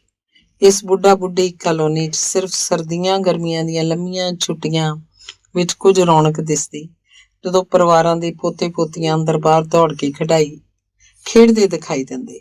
ਵਰਨਾ ਇੱਥੇ ਚਹਿਲ ਪਹਿਲ ਦੇ ਨਾਮ ਤੇ ਸਿਰਫ ਸਬਜ਼ੀ ਵਾਲਿਆਂ ਦੇ ਜਾਂ ਰੱਦੀ ਖਰੀਦਣ ਵਾਲੇ ਕਬਾੜੀਆਂ ਦੇ ਠੇਲੇ ਘੁੰਮਦੇ ਨਜ਼ਰ ਆਉਂਦੇ। ਬੱਚਿਆਂ ਨੂੰ ਸੁਰੱਖਿਅਤ ਭਵਿੱਖ ਲਈ ਤਿਆਗ ਕਰਕੇ ਹਰ ਘਰ ਪਰਿਵਾਰ ਦੇ ਮਾਂ-ਬਾਪ ਇੱਕਦਮ ਅਸੁਰੱਖਿਅਤ ਜੀਵਨ ਜਿਉ ਰਹੇ ਸਨ। ਸ਼ਾਇਦ ਅਸੁਰੱਖਿਆ ਦੇ ਅਹਿਸਾਸ ਨਾਲ ਲੜਨ ਲਈ ਹੀ ਇੱਥੋਂ ਦੀ ਜਨ ਕਲਿਆਣ ਸਮਿਤੀ ਹਰ ਮੰਗਲਵਾਰ ਕਿਸੇ ਇੱਕ ਘਰ 'ਚ ਸੁੰਦਰ ਕਾਂਡ ਦਾ ਪਾਠ ਕਰਨ ਦਾ ਪ੍ਰਬੰਧ ਕਰਦੀ। ਉਸ ਦਿਨ ਉੱਥੇ ਜਿਵੇਂ ਬੁੱਢਾ ਮੰਗਲ ਹੋ ਜਾਂਦਾ। ਪਾਠ ਦੇ ਨਾਮ ਤੇ ਸੁੰਦਰ ਕਾਂਡ ਦੀ ਕੈਸੇਟ ਮਿਊਜ਼ਿਕ ਸਿਸਟਮ ਚਲਾ ਦਿੱਤੀ ਜਾਂਦੀ। ਫਿਰ ਘਰ ਦੇ ਸਾਜ਼ੋ ਸਾਮਾਨ ਤੇ ਚਰਚਾ ਹੁੰਦੀ। ਡਾਈਨਿੰਗ ਟੇਬਲ ਤੇ ਮਾਈਕ੍ਰੋਵੇਵ ਓਵਨ ਦੇਖ ਕੇ ਮਿਸਿਸ ਗੁਪਤਾ ਮਿਸਿਸ ਮਜੀਠੀਆ ਤੋਂ ਪੁੱਛਦੀ, ਇਹ ਕਦੋਂ ਲਿਆ? ਮਿਸਿਸ ਮਜੀਠੀਆ ਕਹਿੰਦੀ, ਇਸ ਵਾਰ ਦਿਓਰ ਆਇਆ ਸੀ, ਉਹੀ ਲੈ ਕੇ ਦੇ ਗਿਆ। ਤੇ ਤੁਸੀਂ ਕੀ ਪਕਾਉਂਦੇ ਇਸ 'ਚ? ਕੁਝ ਨਹੀਂ, ਬਸ ਦਲੀਆ ਖਿਚੜੀ ਗਰਮ ਕਰ ਲੈਂਦੀ ਹਾਂ, ਝੱਟ ਨਾਲ ਗਰਮ ਹੋ ਜਾਂਦੀ ਹੈ। ਇਸ ਦਾ ਉਪਯੋਗ ਨਹੀਂ ਹੈ। ਕੁਝ ਕੇਕ ਵੇਕ ਬਣਾ ਕੇ ਖਵਾਓ। ਬੱਚੇ ਕੋਲ ਹੋਣ ਤਾਂ ਹੀ ਕੇਕ ਬਣਾਉਣ ਦਾ ਮਜ਼ਾ ਆਉਂਦਾ ਹੈ। ਪਤਾ ਲੱਗਦਾ ਕਿਸੇ ਦੇ ਘਰੇ ਵੈਕਿਊਮ ਕਲੀਨਰ ਪਿਆ ਧੂੜ ਚੱਟ ਰਿਹਾ, ਕਿਸੇ ਦੇ ਇੱਥੇ ਫੂਡ ਪ੍ਰੋਸੈਸਰ। ਲੰਮੇ ਗ੍ਰਸਤ ਜੀਵਨ 'ਚ ਆਪਣੀਆਂ ਸਾਰੀਆਂ ਉਮੰਗਾਂ ਖਰਚ ਕਰ ਚੁੱਕੀਆਂ ਇਹ ਸਿਆਣੀਆਂ ਔਰਤਾਂ ਇਕਸਾਰਤਾ ਦਾ ਚੱਲਦਾ ਫਿਰਦਾ ਦਸਤਾਵੇਜ਼ ਸਨ। ਰੇਖਾ ਨੂੰ ਇਹਨਾਂ ਮੰਗਲਵਾਰਾਂ ਦੀਆਂ ਬੈਠਕਾਂ ਤੋਂ ਦਹਿਸ਼ਤ ਮਹਿਸੂਸ ਹੁੰਦੀ। ਉਹਨੂੰ ਲੱਗਦਾ ਆਉਣ ਵਾਲੇ ਸਾਲਾਂ ਵਿੱਚ ਉਹਨੂੰ ਉਹਨਾਂ ਵਰਗਾ ਹੋ ਜਾਣਾ ਪਏਗਾ। ਉਹਦਾ ਮਨ ਬਾਰ-ਬਾਰ ਬੱਚਿਆਂ ਦੇ ਬਚਪਨ ਤੇ ਲੜਕਪਨ ਦੀਆਂ ਯਾਦਾਂ 'ਚ ਉਲਝ ਜਾਂਦਾ। ਘੁੰਮ ਫਿਰਾ ਕੇ ਉਹੀ ਦਿਨ ਯਾਦ ਆਉਂਦੇ ਜਦੋਂ ਪੁੰਨੂ ਛੋਟੂ ਧੋਤੀ ਨਾਲ ਲਿਪਟ ਜਾਂਦੇ ਸੀ। ਕਈ ਵਾਰ ਤਾਂ ਇਹਨਾਂ ਨੂੰ ਸਕੂਲ ਵੀ ਲੈ ਕੇ ਜਾਣਾ ਪੈਂਦਾ, ਕਿਉਂਕਿ ਉਹ ਪੱਲੂ ਹੀ ਨਹੀਂ ਸੀ ਛੱਡਦੇ। ਕਿਸੇ ਸਭਾ ਸੰਮਤੀ 'ਚ ਉਹਨੂੰ ਬੁਲਾਵਾ ਆਇਆ ਹੁੰਦਾ ਤਾਂ ਵੀ ਇੱਕ ਨਾ ਇੱਕ ਬੱਚਾ ਉਹਦੇ ਨਾਲ ਜ਼ਰੂਰ ਚਿਪਕ ਜਾਂਦਾ। ਉਹ ਮਜ਼ਾਕ ਕਰਦੀ, ਮਹਾਰਾਣੀ ਲਕਸ਼ਮੀ ਬਾਈ ਦੀ ਪਿੱਠ ਤੇ ਬੱਚਾ ਦਿਖਾਇਆ ਜਾਂਦਾ, ਮੇਰੀ ਉਂਗਲੀ ਨਾਲ ਬੰਨਿਆ ਹੋਇਆ ਹੈ। ਕੀ ਦਿਨ ਸਨ ਉਹ! ਉਦੋਂ ਇਹਨਾਂ ਦੀ ਦੁਨੀਆ ਦਾ ਧੁਰਾ ਮਾਂ ਸੀ। ਉਸ ਵਿੱਚ ਹੀ ਸੀ ਇਹਨਾਂ ਦਾ ਵਿਸ਼ਵ ਤੇ ਭਗਵਾਨ। ਮਾਂ ਦੀ ਗੋਦ, ਇਹਨਾਂ ਦਾ ਝੂਲਾ ਪਾਲਣਾ ਤੇ ਪਲੰਗ। ਮਾਂ ਦੀ ਦ੍ਰਿਸ਼ਟੀ, ਇਹਨਾਂ ਦੀ ਸ੍ਰਿਸ਼ਟੀ ਦਾ ਵਿਸਥਾਰ। ਪਵਨ ਦੀ ਆਰੰਭਕ ਪੜ੍ਹਾਈ 'ਚ ਰੇਖਾ ਤੇ ਰਾਕੇਸ਼ ਦੋਵੇਂ ਕਮਲੇ ਹੋਏ ਰਹੇ। ਉਹ ਆਪਣੇ ਸਕੂਟਰ ਤੇ ਉਹਦੀ ਸਕੂਲ ਬੱਸ ਦੇ ਪਿੱਛੇ ਚਲੇ ਜਾਂਦੇ, ਇਹ ਦੇਖਣ ਲਈ ਕਿ ਬੱਸ ਕਿਹੜੇ ਰਾਹ ਜਾਂਦੀ ਹੈ। ਸਕੂਲ ਦੀਆਂ ਝਾੜੀਆਂ 'ਚ ਛੁਪ ਕੇ ਉਹ ਪਵਨ ਨੂੰ ਦੇਖਦੇ ਕਿ ਕਿਤੇ ਰੋ ਤਾਂ ਨਹੀਂ ਰਿਹਾ। ਉਹ ਸ਼ਹਿਜ਼ਾਦੇ ਦੀ ਤਰ੍ਹਾਂ ਰੋਜ਼ ਨਵਾਂ ਫੁਰਮਾਨ ਸੁਣਾ ਦਿੰਦਾ।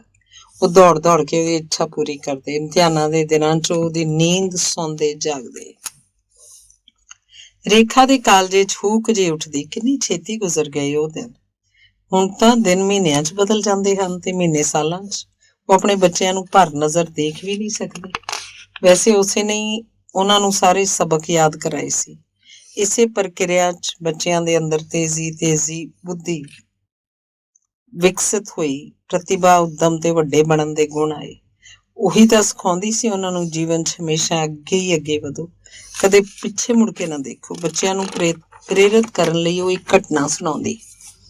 ਪਵਨ ਤੇ ਸ਼ਗਨ ਨੂੰ ਇਹ ਕਿੱਸਾ ਸੁਣਨ ਵਿੱਚ ਬਹੁਤ ਮਜ਼ਾ ਆਉਂਦਾ ਸੀ। ਸ਼ਗਨ ਉਹਦੀ ਧੋਤੀ ਨਾਲ ਲਿਪਟ ਕੇ ਤੁਤਲਾਉਂਦਾ, ਮੰਮਾ ਜਬ ਹੈ ਜੰਤਲ ਮੰਤਲ ਪਲ ਚੜ ਗਿਆ ਤਬ ਕਾ ਹੋਗਾ। ਰੇਖਾ ਦੇ ਸਾਹਮਣੇ ਉਹ ਪਲ ਸਾਕਾਰ ਹੋ ਉੱਠਦੇ। ਪੂਰੇ ਜੋਸ਼ ਨਾਲ ਦੱਸਣ ਲੱਗਦੀ, ਪਤਾ ਹੈ ਪੁੰਨੂ, ਇੱਕ ਵਾਰ ਅਸੀਂ ਦਿੱਲੀ ਗਏ, ਤੂੰ 2.5 ਸਾਲ ਦਾ ਸੀ। ਚੰਗਾ ਭਲਾ ਮੇਰੀ ਉਂਗਲ ਛੱਡ ਕੇ ਜੰਤਰ ਮੰਤਰ ਦੇਖ ਰਹੇ ਸੀ। ਇੱਧਰ ਰਾਕੇਸ਼ ਮੈਨੂੰ ਧੁੱਪ ਘੜੀ ਦਿਖਾਉਣ ਲੱਗੇ, ਉਧਰ ਤੂੰ ਕਦੋਂ ਹੱਥ ਛੁਡਾ ਕੇ ਭੱਜਿਆ ਪਤਾ ਹੀ ਨਹੀਂ ਲੱਗਿਆ। ਜਿਉਂ ਹੀ ਮੈਂ ਦੇਖਿਆ ਪਵਨ ਕਿੱਥੇ ਹੈ, ਹੇ ਭਗਵਾਨ, ਤੂੰ ਤਾਂ ਜੰਤਰ ਮੰਤਰ ਦੀਆਂ ਉੱਚੀਆਂ ਪੌੜੀਆਂ ਤੇ ਚੜ ਕੇ ਸਭ ਤੋਂ ਉੱਪਰ ਖੜਾ ਸੀ। ਮੇਰੀ ਹਾਲਤ ਅਜਿਹੀ ਹੋ ਗਈ ਜਿਵੇਂ ਲਹੂ ਸੁੱਕ ਗਿਆ ਹੋਵੇ। ਮੈਂ ਇਹਨਾਂ ਵੱਲ ਦੇਖਾਂ, ਇਹਨਾਂ ਨੇ ਇੱਕ ਵਾਰ ਮੈਨੂੰ ਗੁੱਸੇ ਨਾਲ ਘੂਰਿਆ, ਧਿਆਨ ਨਹੀਂ ਰੱਖ ਸਕਦੀ। ਘਬਰਾਏ ਵੀ ਰਹੇ ਸਨ, ਪਰ ਤੈਨੂੰ ਨਹੀਂ ਪਤਾ ਲੱਗਣ ਦਿੱਤਾ। ਪੌੜੀਆਂ ਦੇ ਥੱਲੇ ਖੜੇ ਹੋ ਕੇ ਬੋਲੇ, ਬੇਟਾ ਬਿਨਾਂ ਥੱਲੇ ਦੇਖੇ ਸਿੱਧਾ ਉਤਰ ਆਓ, ਸ਼ਾਬਾਸ਼, ਦੇਖਣਾ ਨਹੀਂ। ਫਿਰ ਮੈਨੂੰ ਬੋਲੇ, ਤੂੰ ਆਪਣੀ ਹਾਏ ਤੋਂ ਬਾਹਰ ਰੋਕ ਕੇ ਰੱਖ, ਨਹੀਂ ਤਾਂ ਬੱਚਾ ਡਿੱਗ ਪਊ। ਤੂੰ ਛੇਤੀ ਛੇਤੀ ਸਾਰੀਆਂ ਪੌੜੀਆਂ ਉਤਰ ਆਇਆ। ਅਸੀਂ ਦੋਹਾਂ ਨੇ ਉਸ ਦਿਨ ਪ੍ਰਸ਼ਾਦ ਚੜਾਇਆ। ਭਗਵਾਨ ਨੇ ਰੱਖਿਆ ਕੀਤੀ ਤੇਰੀ। ਬਾਰ-ਬਾਰ ਸੁਣ ਕੇ ਬੱਚਿਆਂ ਨੂੰ ਇਹ ਕਿੱਸਾ ਜਿਹਾ ਯਾਦ ਹੋ ਗਿਆ ਜਿਵੇਂ ਲੋਕ ਕਹਾਣੀ ਹੈ। ਪਵਨ ਕਹਿੰਦਾ, ਮਾਂ, ਜਦੋਂ ਤੁਸੀਂ ਬਿਮਾਰ ਪਏ ਸੀ, ਛੋਟੂ ਸਕੂਲ ਤੋਂ ਸਿੱਧਾ ਹਸਪਤਾਲ ਆ ਗਿਆ ਸੀ। ਸੱਚੀ? ਅਜਿਹਾ ਖਤਰਾ ਮੁੱਲ ਲਿਆ। KG 'ਚ ਪੜ੍ਹਦਾ ਸੀ, ਸੇਂਟ ਐਂਥਨੀ 'ਚ 3 ਵਜੇ ਛੁੱਟੀ ਹੋਈ, ਆਇਆ, ਜਦੋਂ ਤੱਕ ਉਹਨੂੰ ਲੱਭਦੀ ਬੱਸ 'ਚ ਬਿਠਾਉਂਦੀ ਏ ਤੁਰ ਪਿਆ ਸੀ ਬਾਹਰ ਨੂੰ। ਪਵਨ ਕਹਿੰਦਾ, ਵੈਸੇ ਮਾਂ, ਹਸਪਤਾਲ ਸਕੂਲ ਤੋਂ ਦੂਰ ਨਹੀਂ। ਕੀ? ਚੁਰਾਹਾ ਦੇਖਿਆ, ਉਹ ਬਾਲਸਨ ਵਾਲਾ? 6 ਰਸਤੇ ਪਾੜਦੇ ਨੇ ਉੱਥੋਂ। ਕਿੰਨਾ ਟ੍ਰੈਫਿਕ ਚੱਲਦਾ ਉੱਥੇ। ਚੰਗਾ ਭਲਾ ਆਦਮੀ ਚੱਕਰ ਖਾ ਜਾਂਦਾ। ਸੜਕ ਪਾਰ ਕਰਨ ਲੱਗਿਆ ਤੇ ਅੱਡੀਆਂ ਚੁੱਕਦਾ ਨਹੀਂ। ਕਿਵੇਂ ਸਾਰਾ ਟ੍ਰੈਫਿਕ ਪਾਰ ਕਰ ਆਇਆ ਕਿ ਮੰਮਾ ਕੋਲ ਜਾਣਾ? ਸ਼ਗਨ ਕਹਿੰਦਾ, ਮੈਨੂੰ ਪਿਛਲੇ ਦਿਨ ਪਾਪਾ ਨੇ ਕਿਹਾ ਸੀ ਤੇਰੀ ਮੰਮੀ ਮਰਨ ਵਾਲੀ ਹੈ, ਮੈਂ ਇਸ ਲਈ ਆਇਆ ਸੀ। ਤੇ ਤੂੰ ਇਹ ਨਹੀਂ ਸੀ ਸੋਚਿਆ ਕਿ ਤੂੰ ਕੁਝ ਲਿਆ ਜਾਏਗਾ? ਨਹੀਂ। ਸ਼ਗਨ ਸਿਰ ਹਿਲਾਉਂਦਾ, ਮੈਨੂੰ ਤਾਂ ਮੰਮਾ ਚਾਹੀਦੀ ਸੀ। ਹੁਣ ਉਹਦੇ ਬਿਨਾਂ ਕਿੰਨੀ ਦੂਰ ਰਹਿ ਰਿਹਾ ਸ਼ਗਨ, ਕੀ ਹੁਣ ਯਾਦ ਨਹੀਂ ਆਉਂਦੀ ਹੁਣੀ? ਕਿੰਨਾ ਕਾਬੂ ਰੱਖਣਾ ਪੈਂਦਾ ਉਹ ਆਪਣੇ ਆਪ ਤੇ। ਭਾਗਵਾਨ ਹੁੰਦੇ ਹਨ ਉਹ ਜਿਨ੍ਹਾਂ ਦੇ ਬੇਟੇ ਬਚਪਨ ਤੋਂ ਹੋਸਟਲਾਂ 'ਚ ਪਲਦੇ ਹਨ, ਦੂਰ ਰਹਿ ਕੇ ਪੜ੍ਹਾਈ ਕਰਦੇ ਹਨ ਤੇ ਇੱਕ ਦਿਨ ਬਾਹਰ ਦੀ ਬਾਹਰ ਹੀ ਵੱਡੇ ਹੋ ਜਾਂਦੇ। ਉਹਨਾਂ ਦੀਆਂ ਮਾਵਾਂ ਕੋਲ ਯਾਦਾਂ ਦੇ ਨਾਮ ਤੇ ਸਿਰਫ ਖੱਤ ਤੇ ਖਬਰ ਹੁੰਦੀ ਹੈ, ਫੋਨ ਤੇ ਇੱਕ ਆਵਾਜ਼ ਤੇ ਨਵੇਂ ਵਰ੍ਹੇ ਦੇ ਗ੍ਰੀਟਿੰਗ ਕਾਰਡ। ਪਰ ਰੇਖਾ ਨੇ ਤਾਂ ਚਾਵਾਂ ਲਾਡਾਂ ਨਾਲ ਪਾਲੇ ਸਨ ਆਪਣੇ ਬੇਟੇ। ਇਹਨਾਂ ਦੇ ਟੱਟੀ ਪਿਸ਼ਾਬ 'ਚ ਗਿੱਲੀ ਹੋਈ, ਇਹਨਾਂ ਦੇ ਅੱਥਰੂ ਆਪਣੇ ਚੁੰਮਣਾ ਨਾਲ ਸੁਕਾਏ, ਇਹਨਾਂ ਦੀ ਹਾਸੀ ਆਪਣੇ ਅੰਦਰ ਤੱਕ ਉਤਾਰੀ ਹੈ। ਰਾਕੇਸ਼ ਕਹਿੰਦਾ, ਬੱਚੇ ਹੁਣ ਸਾਥੋਂ ਜ਼ਿਆਦਾ ਜੀਵਨ ਨੂੰ ਸਮਝਦੇ ਨੇ, ਇਹਨਾਂ ਨੂੰ ਕਦੇ ਪਿੱਛੇ ਨਾ ਖਿੱਚਣਾ। ਰਾਤ ਨੂੰ ਪਵਨ ਦਾ ਫੋਨ ਆਇਆ। ਮਾਤਾ ਪਿਤਾ ਦੋਹਾਂ ਦੇ ਚਿਹਰੇ ਖਿੜ ਗਏ। ਤਬੀਅਤ ਕਿਹੋ ਜਿਹੀ ਹੈ? ਇੱਕਦਮ ਠੀਕ। ਦੋਹੇ ਕਹਿੰਦੇ ਹਨ ਆਪਣੀ ਖਾਂਸੀ, ਐਲਰਜੀ ਤੇ ਦਰਦ ਦੱਸ ਕੇ ਉਹਨੂੰ ਪਰੇਸ਼ਾਨ ਥੋੜਾ ਕਰਨਾ ਹੈ। ਛੋਟੂ ਦੀ ਕੋਈ ਖਬਰ ਆਈ? ਬਿਲਕੁਲ ਮਜ਼ੇ 'ਚ ਹੈ, ਅੱਜ ਕੱਲ ਚੀਨੀ ਬੋਲਣਾ ਸਿੱਖ ਰਿਹਾ। VCD ਤੇ ਪਿਕਚਰ ਦੇਖ ਲਿਆ ਕਰਮਾ। ਹਾਂ ਦੇਖਦੇ ਹਾਂ, ਸਾਫ਼ ਝੂਠ ਬੋਲਿਆ ਰੇਖਾ ਨੇ। ਉਹਨੂੰ ਤਾਂ CD ਪਲੇਅਰ ਵਿੱਚ ਡਿਸਕ ਵੀ ਪਾਉਣੀ ਕਦੇ ਨਹੀਂ ਆਏਗੀ।